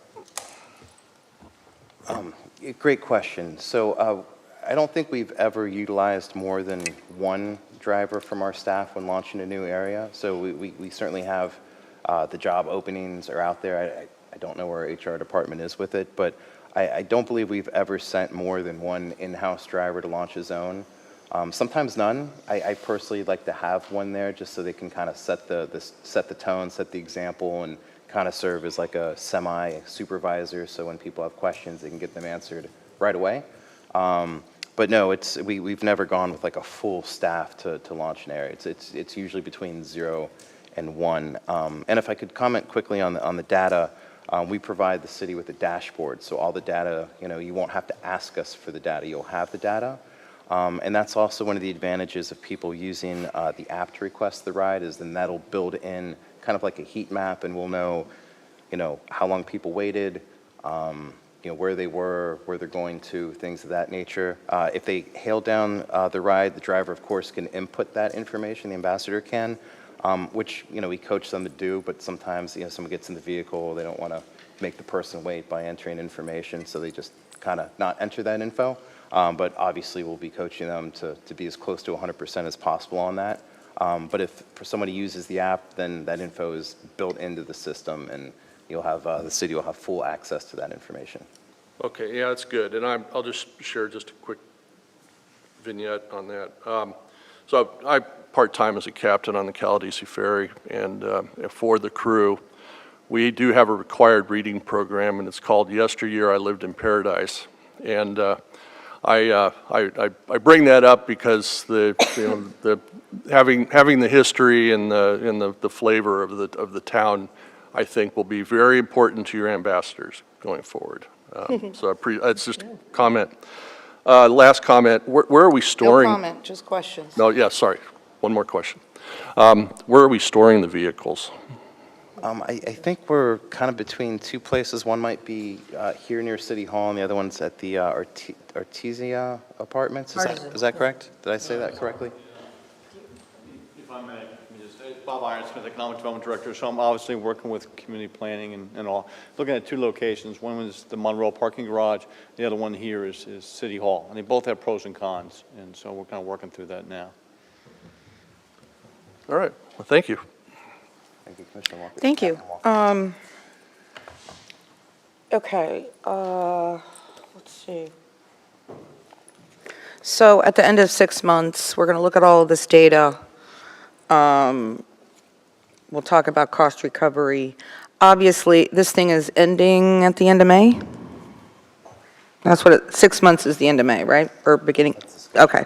So will you be coming to us in time enough to make adjustments if we need to? So, for instance, will you come to us like maybe in the beginning of April and kind of see where we are so we have time to make adjustments? Yes. Okay. I have so many notes here. Sorry, give me a minute. On the wheelchair thing, on the ability. So if there is, I mean, most likely you're going to have somebody from Meese Life, but if you're at a parking lot or whatever and you're calling, does that mean a special vehicle comes out for them? Or because I'm just asking, are all of the loopers wheelchair accessible or? No, the general rotation vehicles will not be. They'll have 3 rows of 2 seats. We'll provide the information that anyone that needs a special accommodation vehicle, wheelchair accessible vehicle, utilize the app because there's a feature in there To request. Yeah, if they need, booster seats are in the vehicle, but not baby seats. So someone would need to bring their own baby seats, so that would be their way of letting us know, or a wheelchair vehicle. Or they could call. A lot of people that need the wheelchair accessible vehicle tend to call us. And so we have a 1-800-855 number to where they can call and let us know. And then that driver would go change out the vehicle quickly, switch into the wheelchair accessible vehicle. So that would slow down that little segment of the day a little bit, but obviously very essential to be able to provide that ride. Okay. You said that the profiles for businesses on the app are free. When does it start to cost the business if they want to offer, you had on your PowerPoint or whatever, like deals, if they want to start offering that kind of stuff, then does it cost the business? No, that's still complimentary. We've been doing this since we created the app around 2015 or so. No, we've never charged businesses for their profiles or to offer a deal. When they do that helps us. So we don't want to charge them to help us. That gives people another reason to use the freebie app, another reason to go out and about and spend their money locally, taking advantage of what the area has to offer. So that's kind of like our mutual beneficial offering that we give to local businesses. We want them to thrive, and in turn that means more people will need rides places. That's our goal. Okay, so the only time it might cost a business something is if there is advertising on the outside of the vehicle. Is that what I'm getting from you? Yes. On the home screen of the app, we have banners that rotate every few seconds. Okay. We primarily use that to kind of publicize information. So whether, I know there's a lot of festivals and special events here, which is more than I can memorize, that list. That was an incredible list. So when those events are coming up, we'll work with the city to, we'll have a calendar and we'll put a banner up custom for that. If there's any sort of, charity walkathons or Easter egg hunts or anything like that, those are mainly community things, and the city has the first right of refusal to put their messaging there. But in some areas, people will want to advertise on the home screen of the app, so that we usually charge for, but I think we've had exactly, single-digit clients in all of our service areas. It's not, we don't have a department to really sell those. It's someone will approach us and say, how do I get there? And we'll say, oh, we'll give you this for free, and that, if it's available, we'll charge a nominal amount. That's a very small exception. And then I saw that you do take it to the marina, which I'm so happy about. How are we working that out if you're only going 25 miles an hour? I'm sorry? Because, and I see you going up Edgewater, and Edgewater is 35, and it's a state road. Have we confirmed with the state that they're going to allow you on their road? So the federal laws for low-speed vehicles is that they have to have a minimum speed of 20 and cannot have a maximum speed of more than 25, and that they can legally operate on roads up to 35 miles per hour, not above, and can intersect with roads that are 45 miles per hour and not above. So if it's 35 miles per hour, we can legally operate on it, even though we'll be going. Okay, because every golf cart owner in the world is going to ask about this. I'm looking at George, because this is an internal thing. It's the distinction between a golf cart and a low-speed vehicle. So I'm sorry? It's the distinction between a golf cart and a low-speed vehicle. Okay. So a golf cart is non-licensed and has other types of restrictions. Okay. And a low-speed vehicle actually has a license that's issued by the state, Gotcha. and it operates under. Okay, I just want to make sure that Yep. we've covered all our bases. I would expect nothing less, but some person is going to ask me that question. So I want to make sure I have that. If I may, I think it's around a 2005 federal law. There's a pretty lengthy list of what is necessary to be a street legal vehicle with the seat belts, the mirrors, the lights, et cetera, et cetera. So our vehicles have that full checklist. Okay. And I think I read this in the staffing, but on the app, I think it said that on the app, we can see the location of where the vehicle is, so you kind of know when it's coming. Yes. If a ride is requested, kind of similar to Uber and Lyft, they kind of were the front Right, runners. but what if a ride's not, what if you just get on the app? Can you just see? If you just get on the app, we can create a link to, and we do this either for our own service when we have fixed route, or if there's a coexisting fixed route service, we can put in like a trolley tracker link that's got like a banner at the bottom of the home screen, and someone would be able to click on that. Well, as long as it's easy to access, because, Yeah. I mean, if you're on the route, what I'm concerned about is that, it's not a big concern, but it's going to happen. What I'm concerned about is if you're not on the route, and somebody thinks that you're just going to be able to come up and get them. So we're going to have to do a good education campaign, but so if you're at along the route, I just want to make sure it's easy on the app for somebody to see where you are and how long they're going to have to wait. Mayor, may I? Yes, sir. I think, based on the agenda review yesterday, I know you mentioned, aside from other cities, you deal with universities, that tracker function is critical, because you could have someone, let's say, that's going to park over at New York and Virginia.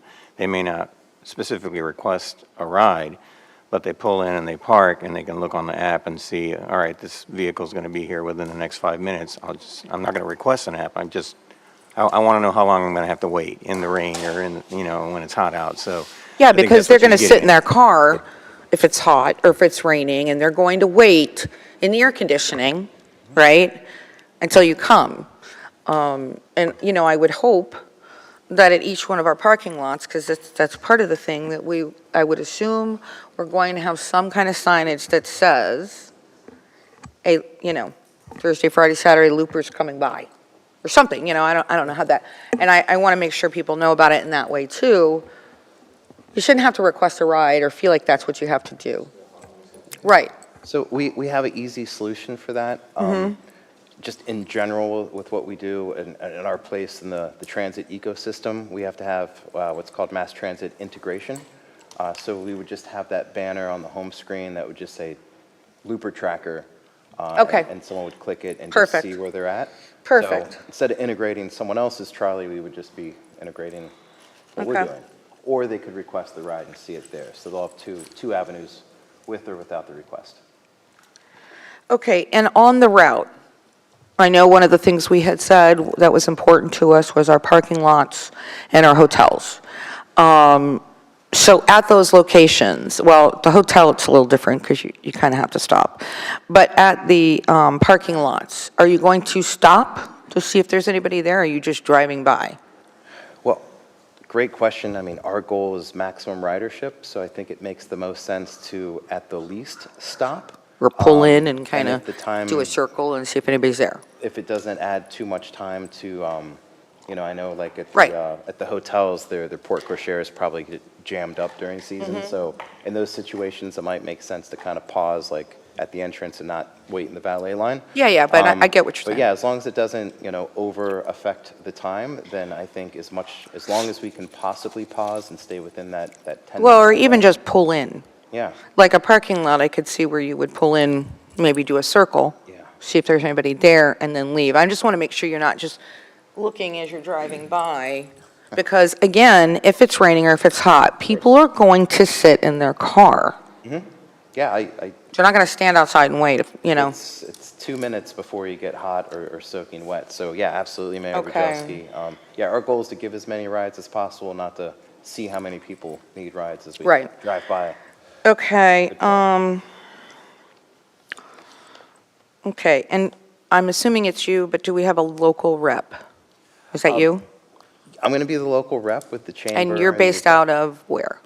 So I'm based out of Miami, but I'm probably there 1/4 of the time. So we'll have a manager here that oversees the drivers, and they'll probably fluctuate between here and St. Pete Beach. And then myself and my team, we're the economic development.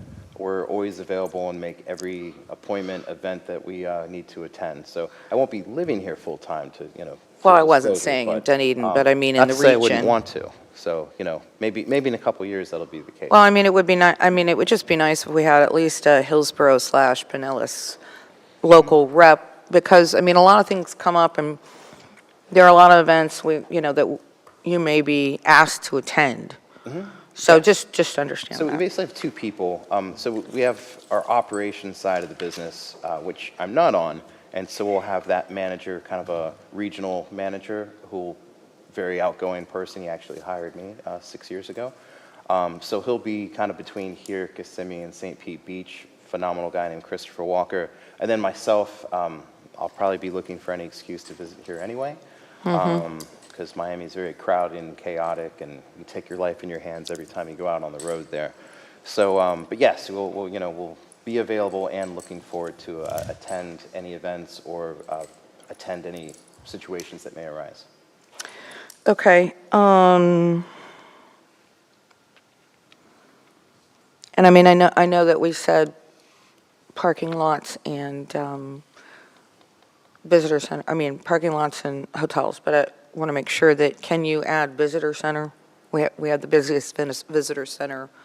It's on your route, but can you, if you're pegging locations, make sure the visitor center is covered. And then, okay, so I didn't see anything, I know you're going to work through this, but I didn't see anything in the staffing regarding the special events. And most of our special events in the downtown is the same road closures. So when will we get to see what the special event route will be? You guys are still working on it, I'm assuming? We're working with the special events team here, and we have forwarded to John and his team the road closures that were approved by the commission. Right. And once, we'll be working with John to make sure that we know what the routes are, and then, we could forward. Yeah, I would just like to know what it is, and again, I'm a transit junkie, so Just saying, I want to see what it is.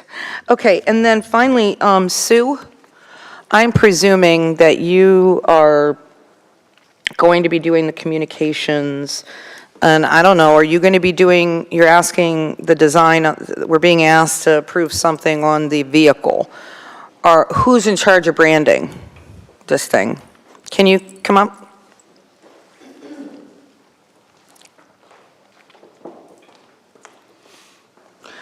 I'm assuming you're Good going to morning, look Mayor this. and You're going to Commission. look at this thing, right? Oh, of course. Okay, I'm assuming that's your not what brand you're manager. recommending. Yes, absolutely. And we've been working along with Kathy and Freebie from the very beginning. Yes. Okay. And we'll be. Is this what you're recommending right here? Or is this just an No, example? no, this is just an example. Thank you. That's what because Yes, we were yes, asked yes. to approve something, and I'm like, that, I know that's not what Sue's asking us to Right, approve. right. Because No. I know Sue. Right. Okay, No. you're going to come up with something cool. Right. We're gonna work with them and Okay. work with our designer and with their specs, so, and a Thank you. communication plan. That Yes. tells me everything I need to know.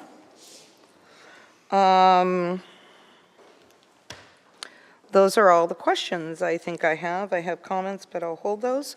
Okay, I'm going to ask for public input, but there's not anyone in here from the public. So I'll come back to the commission.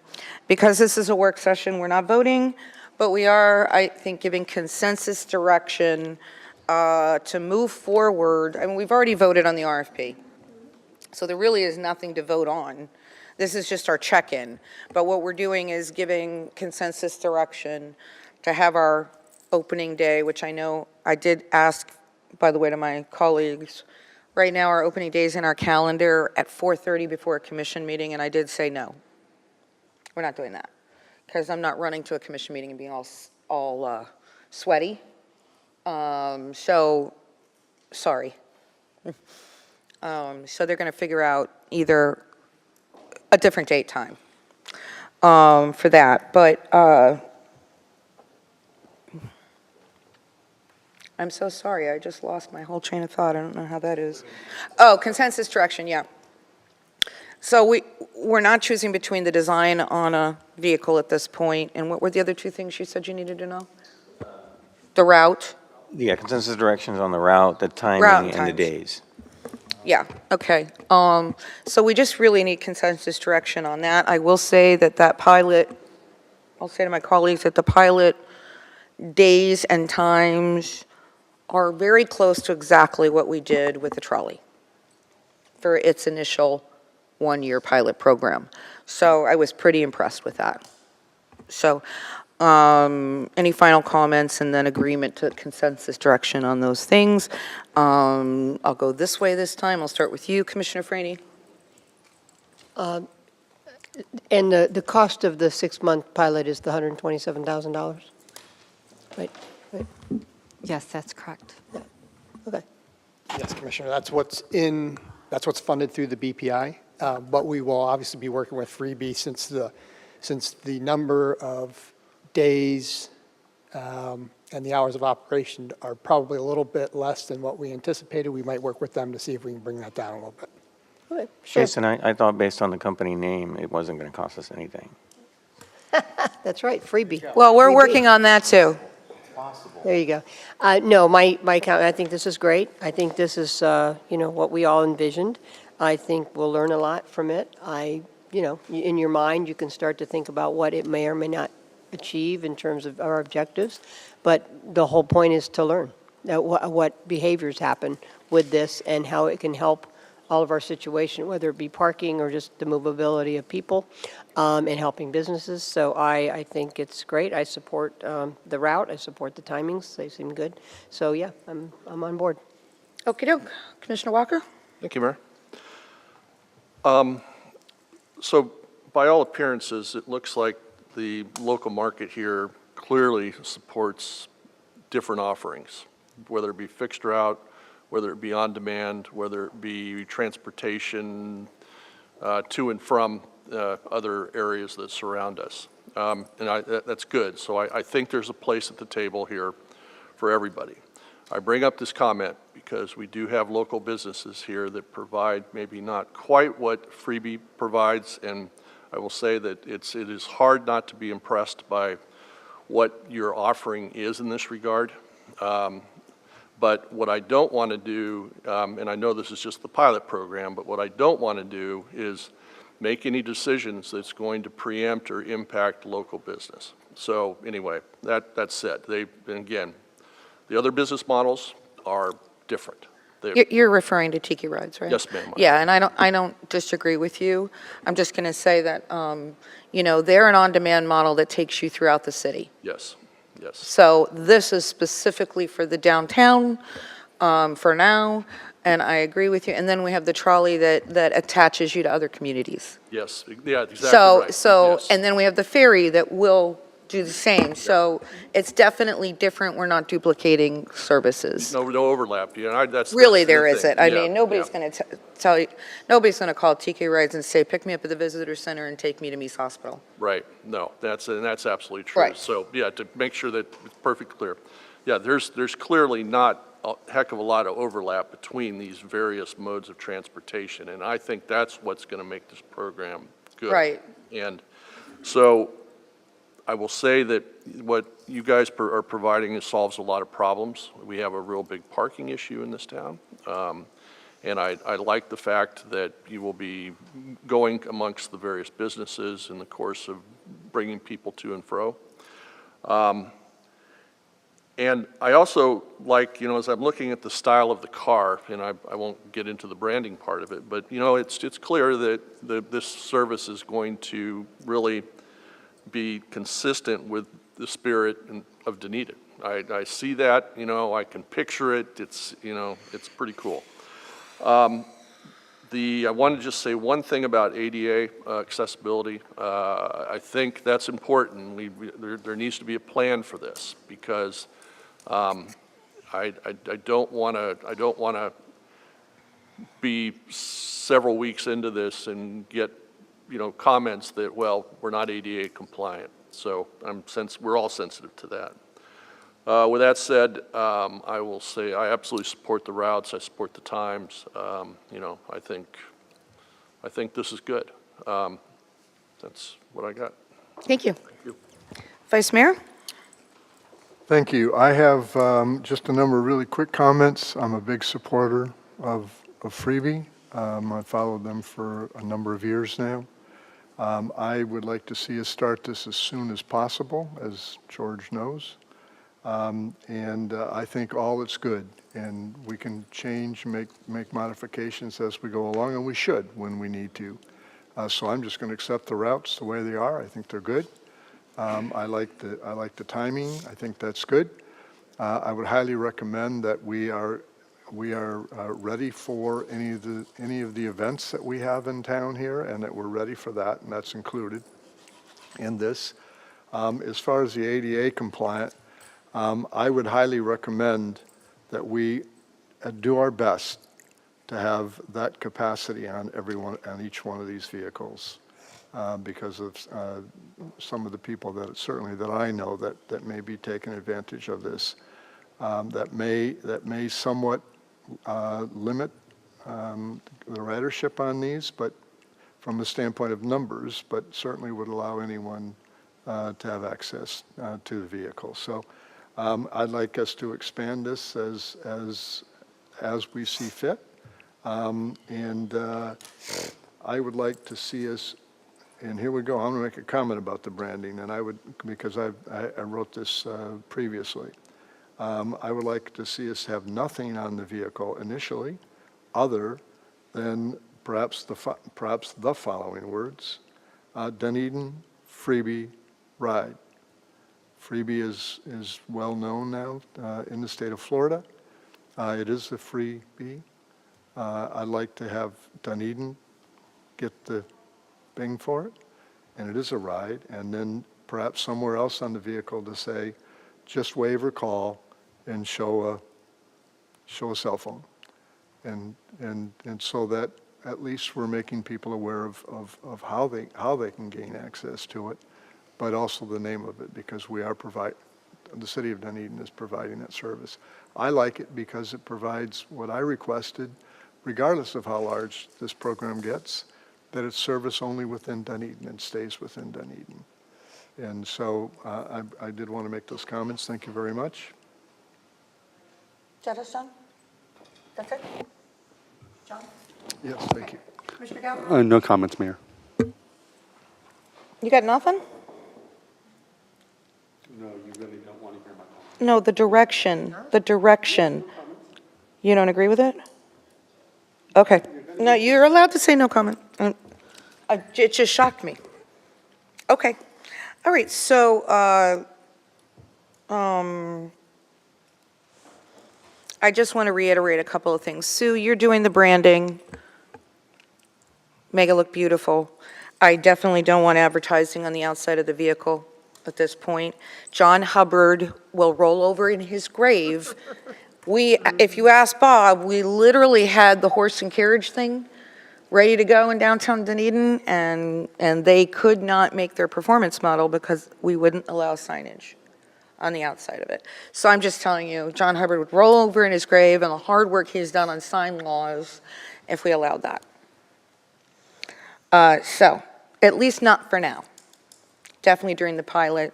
So Sue, I look for, obviously, we're not going to be approving your branding. You're going to just do it and whatever, but I look forward to something really cool and exciting. Let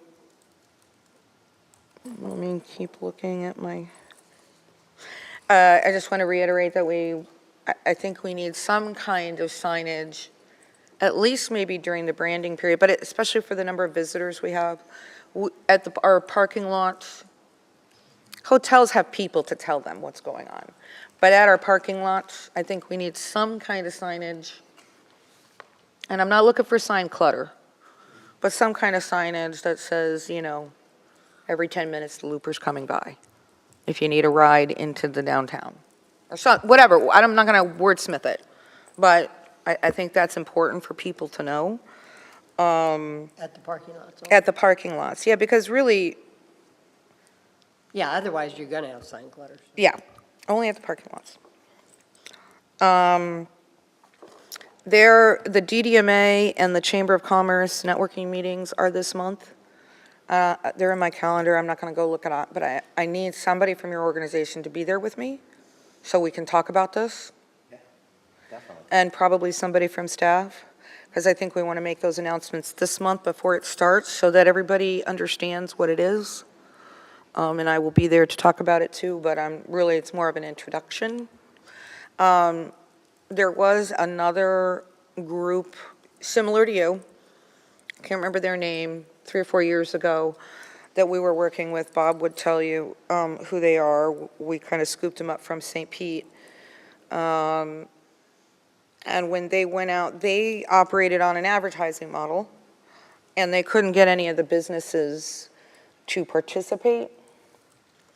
Or they just went cold knocking door to door. And that's not how you work here. That's not how our city works. If we're helping with a service, and obviously you just said it doesn't cost, but if you want success, just cold knocking without these businesses knowing we need to get the chamber and the merchants to share this information on their social media, you're not going to get a good response because that company proved it. And then they chose not to be here because of that.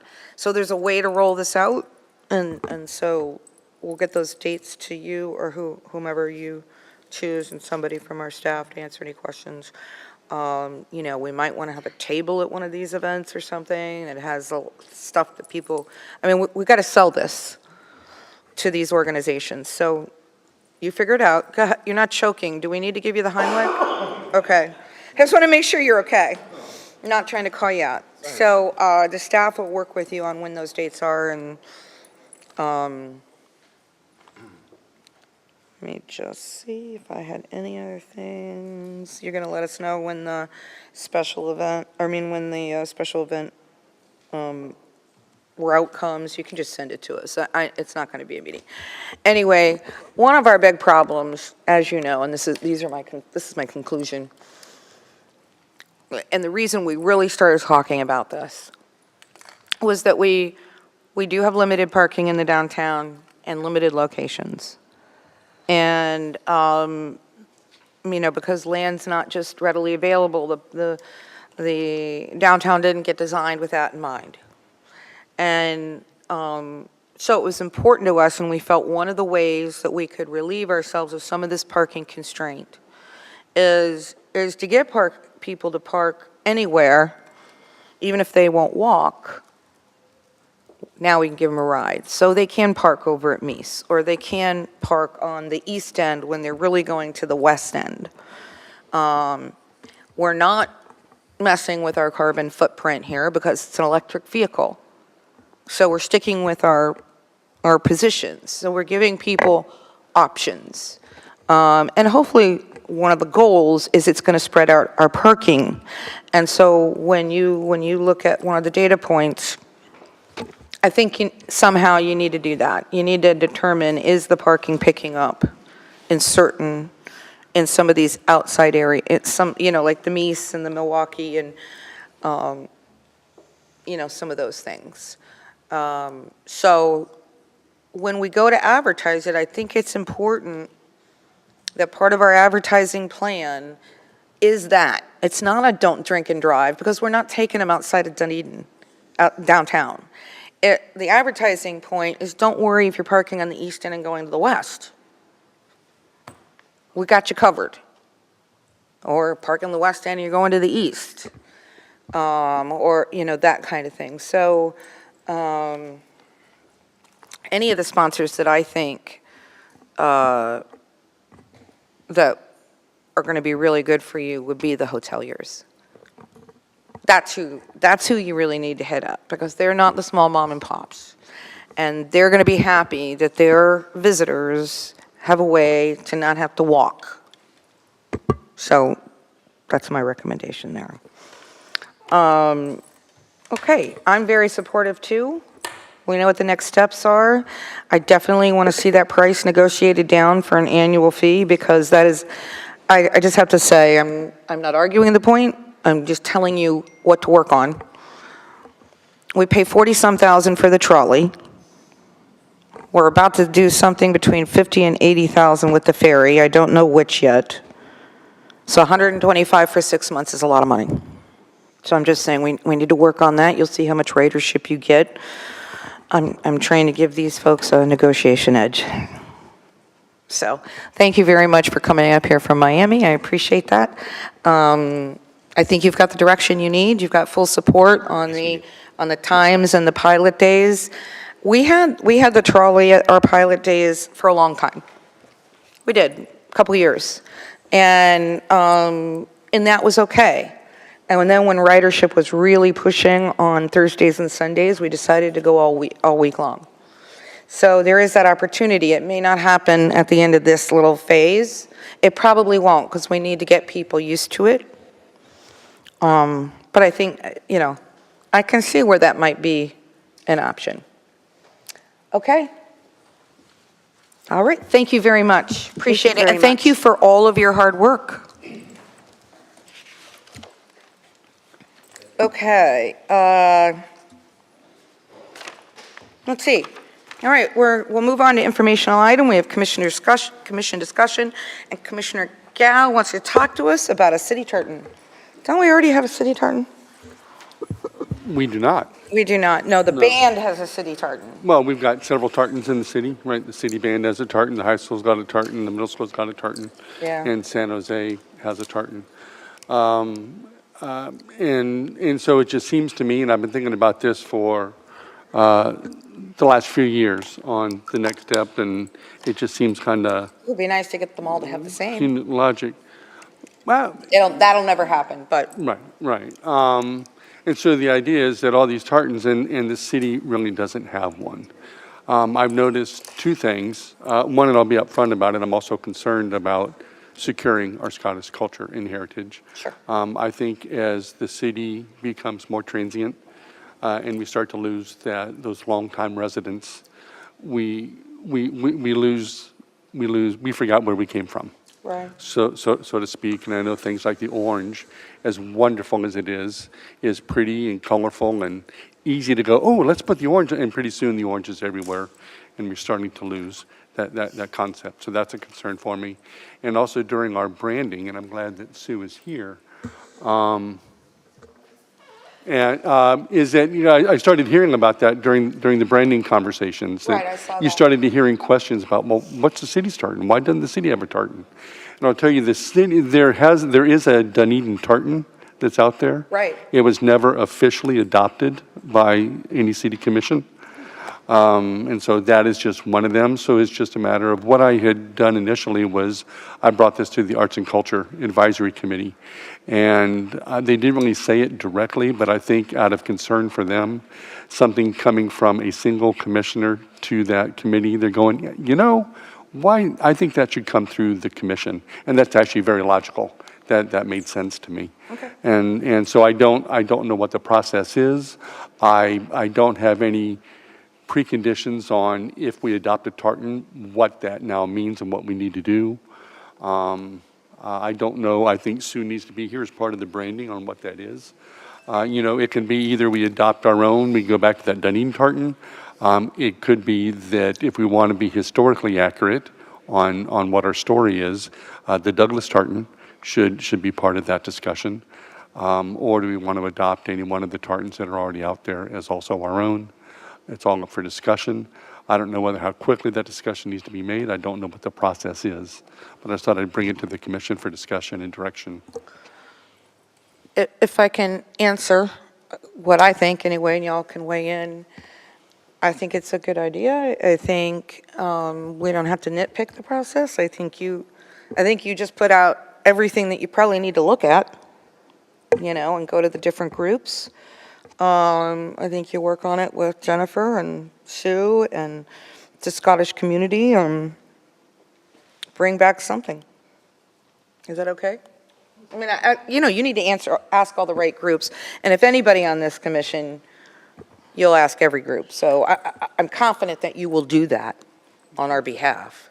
Yeah, and just one thing, and I have a very limited knowledge of how that works, but I do believe that there is a registry that once it gets approved, we want to say, like the Navy did their tartan, that it is a Navy tartan and it's recognized as the Navy tartan. And if we're going to do that, I think that's the same standard that we should apply, but I think it's a wonderful idea. Well, I think the Navy, I think the Dunedin tartan is registered, wherever that is.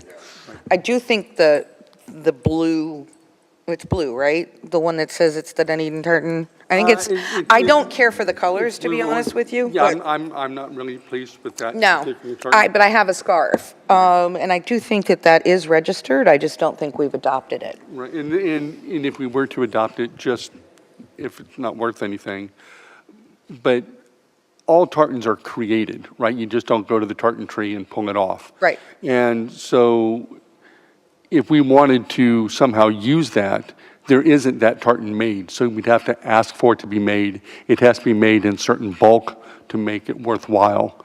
So that might cost us some money. Whereas, like the Edgewater tartan that the city band uses, that's already made, that's out there. It's probably a limited quantity, but we could just say, hey, we'd like a kilt, we'd like a scarf, and that would be made. If we were to do that with a Dunedin tartan, it would be a much harder, longer process. Right, and on top of that, I'll look at Rebecca. When Rebecca and I were talking about, incoming and outgoing elected officials, it used to be when you were first an elected official and you get sworn in that you were presented with our tartan tie, a tartan scarf. Former mayors, even though I never got it, used to get a kilt, to wear to events. I think the future mayors should get that, or, whatever's appropriate for their type of body. So, well, I didn't know how to say it in that quick of a fashion. So yeah, we would have to have that.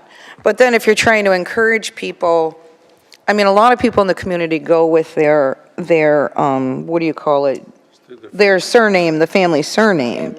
But, right, which everybody accepts. But if we're going to do something like we used to do, which I've been talking to Rebecca and she has that on her list of things, then I do think we need to know which tartan to get. We just presumed the blue was the thing, even though I don't care for the way it looks. Anyway, everybody okay? I have a number of questions, certainly. Sure. And I know Jeff knows all of the organizations, the Scottish organizations here, and would work through them. And is this something that they might like to have? And I'm not against us having a tartan at all, regardless of who does it or doesn't. But in consideration of that, I also don't know how many cities, I just don't know. Maybe I don't know either. How many cities have a tartan? Probably not many. I mean, not many people, I mean, Embrace the culture that we do, right? right, so I mean, I think in Europe they do. I just don't think they have, a lot of them have them And here. is this something that we, and I'll just ask you this then, and I'm just asking, is this something that we might want to use from our band or not, or? That's Could we? part of the process. Yeah, Okay, I good, don't know. good, Right, I don't. Good. I'm So not it's a trying. process, yeah. Yeah, I don't Good. have any I don't have a tartan that I'm secretly, Sweet. want to put forward. I think it's all on the table. I would, if it were me, it would be the Gow tartan, but. No, Well, there is no Bachalski tartan, I can tell you that. but, Vice Mayor, that would be part of the process, is to ask Great. those questions. Great. I think it's a good idea to look into. Yeah, I think it's a good Okay, idea. so Commissioner Gow, I think it's very easily for you to say, I am on information scouting from everybody, and I have the full blessing of the commission to be looking into this. There you go. And you can maybe work with Jorge and Jennifer or whomever, and Sue, to kind of make a list of where you're going to go look and making sure all the politically appropriate places are considered. I don't think we want to do the quintas. No. Yeah. There's no quintas tartan either. I don't think there's a quintus plan, but. No. Okay, all right, we'll move on to city clerk's update, anything? Mayor, just real quick, I just wanted to give a shout out. Last night, we did do the makeup for the Citizens Academy from the storm. So that was Public Works at Oh, I bet they rocked it. Yeah, they rocked it, and so that was a great one. And then tonight, we actually have the regular scheduled 8th week here at City Hall for services and safety. And all of you should have invites on your calendar for next week for graduation. So I just wanted to kind of. Next week's graduation already? Already? It is at Wait. the Art Center. October? Yes. It started in August? October 10th, I think. Yes. Wow. Yes. I mean, I know, I remember when the invite came in, I just didn't, that's quick. Okay. That was it. I just wanted to put that out there. Okay, city attorney update, anything, Jennifer? Okey-doke.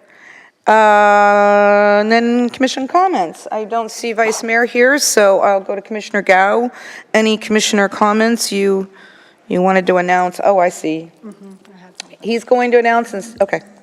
So I don't have to do it. Am I going to announce it? It says Commissioner Gow is going to announce the Dunedin Showcase. That's what the email said. I noticed that, and I thought, oh, dang, so I'm quickly doing my email. I think that's because the request actually came from Jeff Dow, Oh, and she doesn't know Jeff Dow. okay, yeah, Jeff Dow used to be, I don't have the announcement in front of me. Yeah. Oh, Let me I probably see, do that, let me see, yes, real quickly, let me see how we might announce. It's October 6th. They were performing Family Fortunes, which is a comedy. As always, it will be presented at the Community Center at 1920 Pinehurst Road. Showtimes are October 5th, 6th, and 7th at 7:30 p.m. and October 8th at 3 p.m. All tickets are $15, even though the commission meeting falls on the same date as the first show. Any announcement is helpful. Thank you very much. Let me know if I can provide any further information, Jeffrey Dow. Okay, thank you. You bet. No, All right, It's all good. But I do have others, if okay, you don't go. mind. Go. Yeah, just real quickly, want to remind everyone that the Walk to School is tomorrow. Take that off my list. If you haven't done so and you'd like to choose a school, please do so. San Jose is moving their date, so they won't be walking tomorrow, but they'll be bringing that back and doing their own. That's the one you're doing, right, I'm sure? That's the one I was doing, so now I know that you're doing Garrison Jones. You can come with me. So, well, I already told them Dunedin Elementary. is Okay. where I would go. Okay. But anybody, we can't duplicate, I was just trying to spread it out, make sure everything was covered. But, so you can do Garrison Jones, you can do Dunedin Elementary, Curtis Fundamental. Well, and that's my son's alma mater, Garrison, and I Right. can walk to it, And that which makes is sense. apropos for walk to school, so that's why I always choose Well, Garrison. maybe if the Looper's available, you could call them and have them take you. I'm sorry, small dig.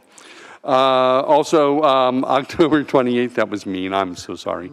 Lori White Celebration Run, and that is a run not only recognizing Lori White, who is long established in our community and what she has done, but is also supporting October 28th. It's the It's a same day Sat- as the Halloween celebration, the Halloween race. Right. And if I can add to that, Jorge, in case you didn't know, I did call Vince last week because we're also having our reunion, like the weekend of the 13th or whatever that is. Right.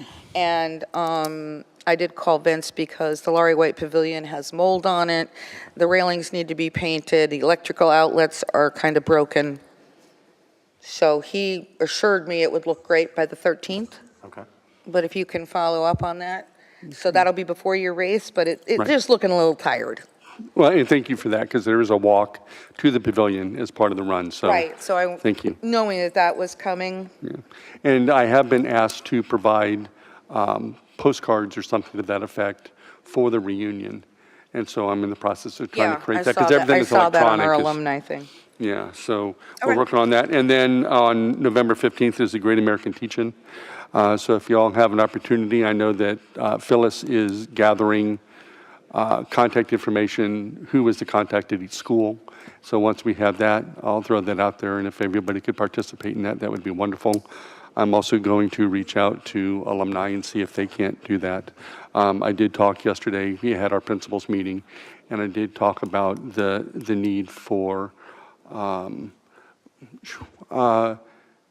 somebody made the reference to me last weekend, somebody that was fairly high up in administration in public schools, and whose kids went through the Dunedin schools, and they made the comment of, there are so many wonderful things that are happening in Dunedin, and nobody is talking about it.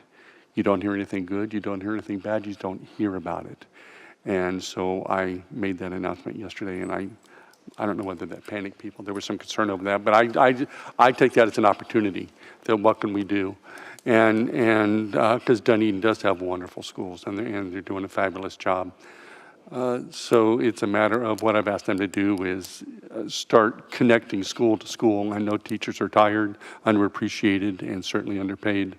But how can we get our high schools to talk to the middle schools? How can we get our middle schools to talk to our elementary schools and start to create those networks, not just in performing arts, which is the banner I beat, but also all of our STEM, science, environmental, technology, engineering, all that stuff. So anyway, so it was a wonderful meeting yesterday, and our schools are crazy busy.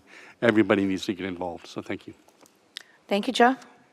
Okay, Vice Mayor, any commission comments, discussions about your liaison positions or events coming? Yes, I'd like to just make a general comment about the golf club, if I may. Sure. Great meetings. We have a meeting once a month. We go over all the detail of the financials. Jim Tucker is make sure that we have everything we need, and so does Steve Lowther. Great leadership by the President Huffaker, who makes sure that the meeting is specific and driven. It's long, and the Dunedin Golf Club is doing well financially. So successful, positive cash flow, positive monies, and all positive comments from the people that make comments and give comments that relate to the play on the golf club as well as the golf club facility itself. So all good stuff, all good information, and that continues on a monthly basis. Thank you. Thank you. Commissioner Franny. Second of all, sorry. we have Florida League of Cities this coming Friday again.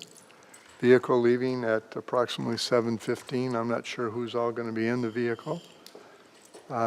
It's probably not going to be self-driving, so there'll be somebody driving it. And but I'm not sure who's going to go. But we do have a vehicle leaving here at 7:15 on Friday. That it? That's it. Okay, Commissioner Franny? Okay, well, first of all, congratulations to our Toronto Blue Jays, who are in the wild card of the playoffs, and they'll be playing today, tomorrow, and the next day against Minnesota Twins, and best 2 out of 3, so let's go Jays. So, and also, even though it's not my role to say this, I'm going to say the Rays, congratulations to Tampa Bay Rays, who are also in the wild card, and they will be playing Texas Rangers today, tomorrow, and the next day. So, you know, my dream is always keep the Jays and the Rays in there as long as we can, so. Well, and we're really happy that the Rays are staying. Obviously, Oh, I yeah. wasn't here at the last event, so. Totally. The other thing, and I don't know who's all going today as well, we have the Mies Life event today, I think from 4 to 6. Yeah, I don't think I'll be there, so please pass my regrets. Well, my mother won't be happy about that, so, since she's a new resident there, so just putting a little guilt trip on you. But anyway, whoever can be there, I know Rob was going to be there. Jeff, are you going to the Mies Life event today? I'm going to the Mies Life event And today. Vice Mayor? Yeah, I am going, Good, yes. so we'll have, 45, just a little guilt trip there for, I'll you come know, see your. I can tell you the I'll residents come are with you to- talking about the commission being there, so it's a good thing. Okay. It's a big thing for them, so, anyway, other than that, that's all I have. Okay. Commissioner Walker? So I think the Dunedin Fine Arts Center send-off for Georgianne was spectacular. Sent your regrets. Obviously, you guys were out of town. Come up with a date for dinner, sorry. It's okay. And I have completely lost track of, the meeting that we had scheduled for the new CEO, Andrea, has been rescheduled for later this month, but I cannot find it, so I'll check and make sure it's Oh, on it's in my everybody's calendar. I just saw it yesterday. I just don't know when it is. Yeah, I think it's like the 18th or something like that. But anyway, I'll make sure. Individual meetings or together? We're all meeting with her Oh, at okay. the same time, Good. so. Great. Friday the 13th. Friday the 13th, all I right. don't think I can do it. Friday the 13th. Is it during the Oh. day? It is, my calendar says it's from 2 to 2:30.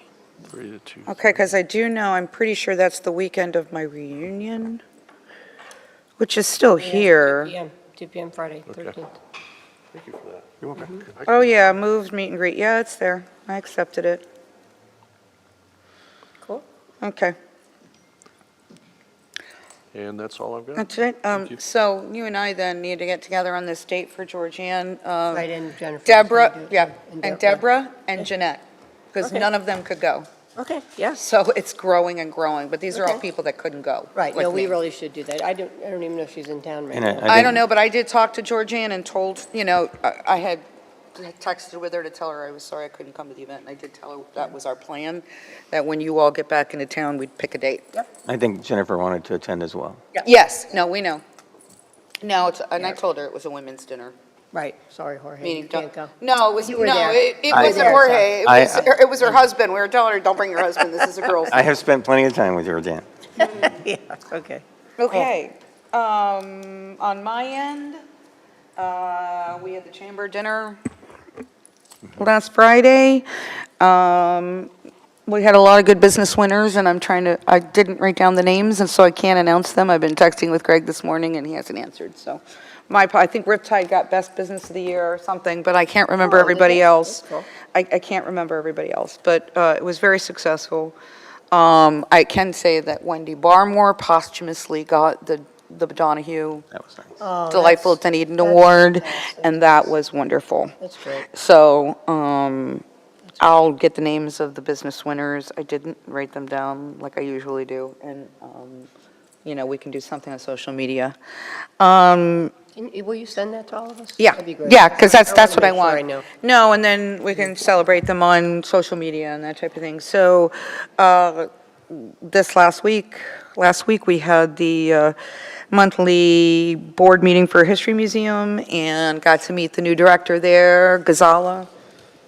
So far, she's very impressive. And I'm not an easy person to impress, so, I thought she was great. She's certainly ethical, because there were a few conversations, and even a few conversations this week that have occurred that I was very proud of the way she was like, oh, no, we're not doing that, kind of thing. So I will have Mark bring her to a meeting, but, so the community can see her. But as you know, and it might be the first time you get a chance to, there's the annual meeting. I believe it's the 17th. It's in your calendars. Sounds right, yeah. It is in your calendars. I intend to go. I think it would be great if you all go, because I think it's a way, I'll be there. it's a great way to see where they're going, which is completely different than 6 months ago. I'm extremely impressed at the level of professionalism that has come to what they're doing.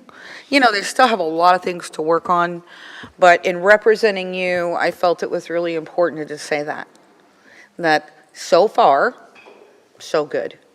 So I just, want you guys to know that. October 15th, I think, is a Sunday. Trina's doing the Scotland trip meeting at noon at the brewery. Anybody that's going on the Scotland trip should come.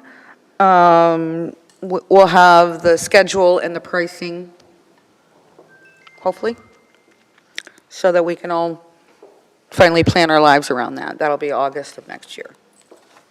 And deposits will probably be taken. So bring your checkbook. I'm sorry that I wasn't here at the last Tuesday meeting. Do I need to do a motion to accept my absence, or was that done? We did That- that. that was- Is that okay? So in representing Visit St. Pete Clearwater, and I think another organization, I can't remember, I was invited to the Raise announcement. As you all know, you've seen it all, but they are staying in St. Pete, and they're building right on site, just the other side of the parking lot. If you have not had a chance, go on their Facebook page. You can see, they don't even have all the plans that we saw. It is fantastic what they plan to do. And it's going to be a whole experience, because it's not just about the stadium. They're building affordable housing. They're building regular housing on site. It's like a Riverwalk kind of an experience that they're doing. I mean, you're going to be able to go to that area, that whatever, how many blocks it is. You're going to be able to go there even when a game's not happening and hang out. Yeah, so that investment is so cool. On top of the fact, they're going to be investing $500 million. Yep, million, in the community itself, outside what they're doing. And of course, this is a $1.2 billion project that I don't think includes a lot of that. Some of that's separately funded, but it's going to be pretty great. Yes, ma'am. How many seats are going to be in the new stadium? 30,000, which is a lot less than what they have now, I think. Cool. I asked you because I didn't think you'd know, so I'm very impressed. I just was heckling you, so good job. Very nice. Nicely done. Listen, when I actually have to show up, I do listen. 30,000, which is, it's less than what we have now, right? Yeah, it'll be. And I think they're right-sizing it for what their attendance is. And it's smart, but they also have, I don't think that's going to be their capacity, but I do think that's going to be the seating. They're going to have a whole bunch of outdoor areas like we saw in Toronto. Yeah, well, that's like Wrigley Field does that, and. So that's does that. different. I mean, That's it's a kind of different, model. Different right. Mhm. And that's all I have. Okay. Anything else for the good of the order? We are adjourned. Wait. Oh, yeah, no. Sorry. Water tower is nominated. Now, The year? it is nominated. If you go to our Facebook page, we have the request to vote for our water tank It's awesome.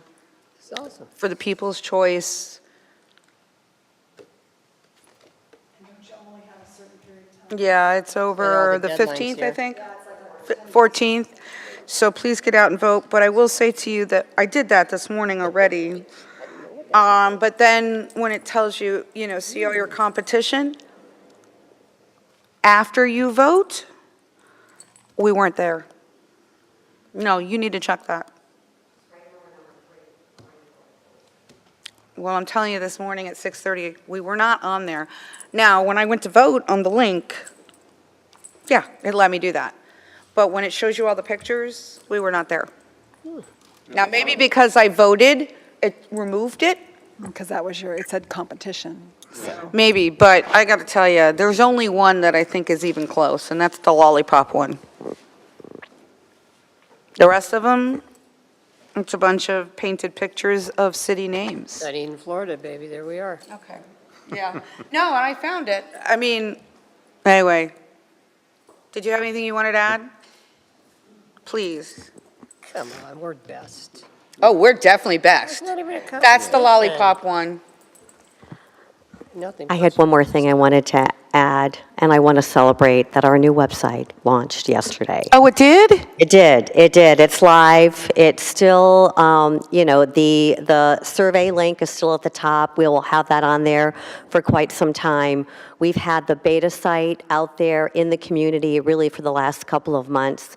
We've gathered all kinds of great feedback from I the have some community. feedback for you too, but I won't do it on. Okay. well, And it's thank all you. good. It's all good, Well, but no, I we've- do want to tell you this afternoon about it. And as you know, a website is never finished. It's an ongoing, evolving, but it is our digital city hall, so it is very important. So we wanted to celebrate. It's been over a year. It's been a lot of work, and of course, it's never finished. And we actually had an admin training with our city admins last week to show them where they can find information so that they can help the public when the public calls and things Good. aren't in the same places. So Congratulations. I know just that's wanted been a to make lot of sure work. that all of you are aware.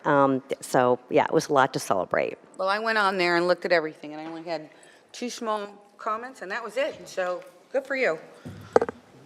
Anything else? I forgot to give you a city manager update. The website.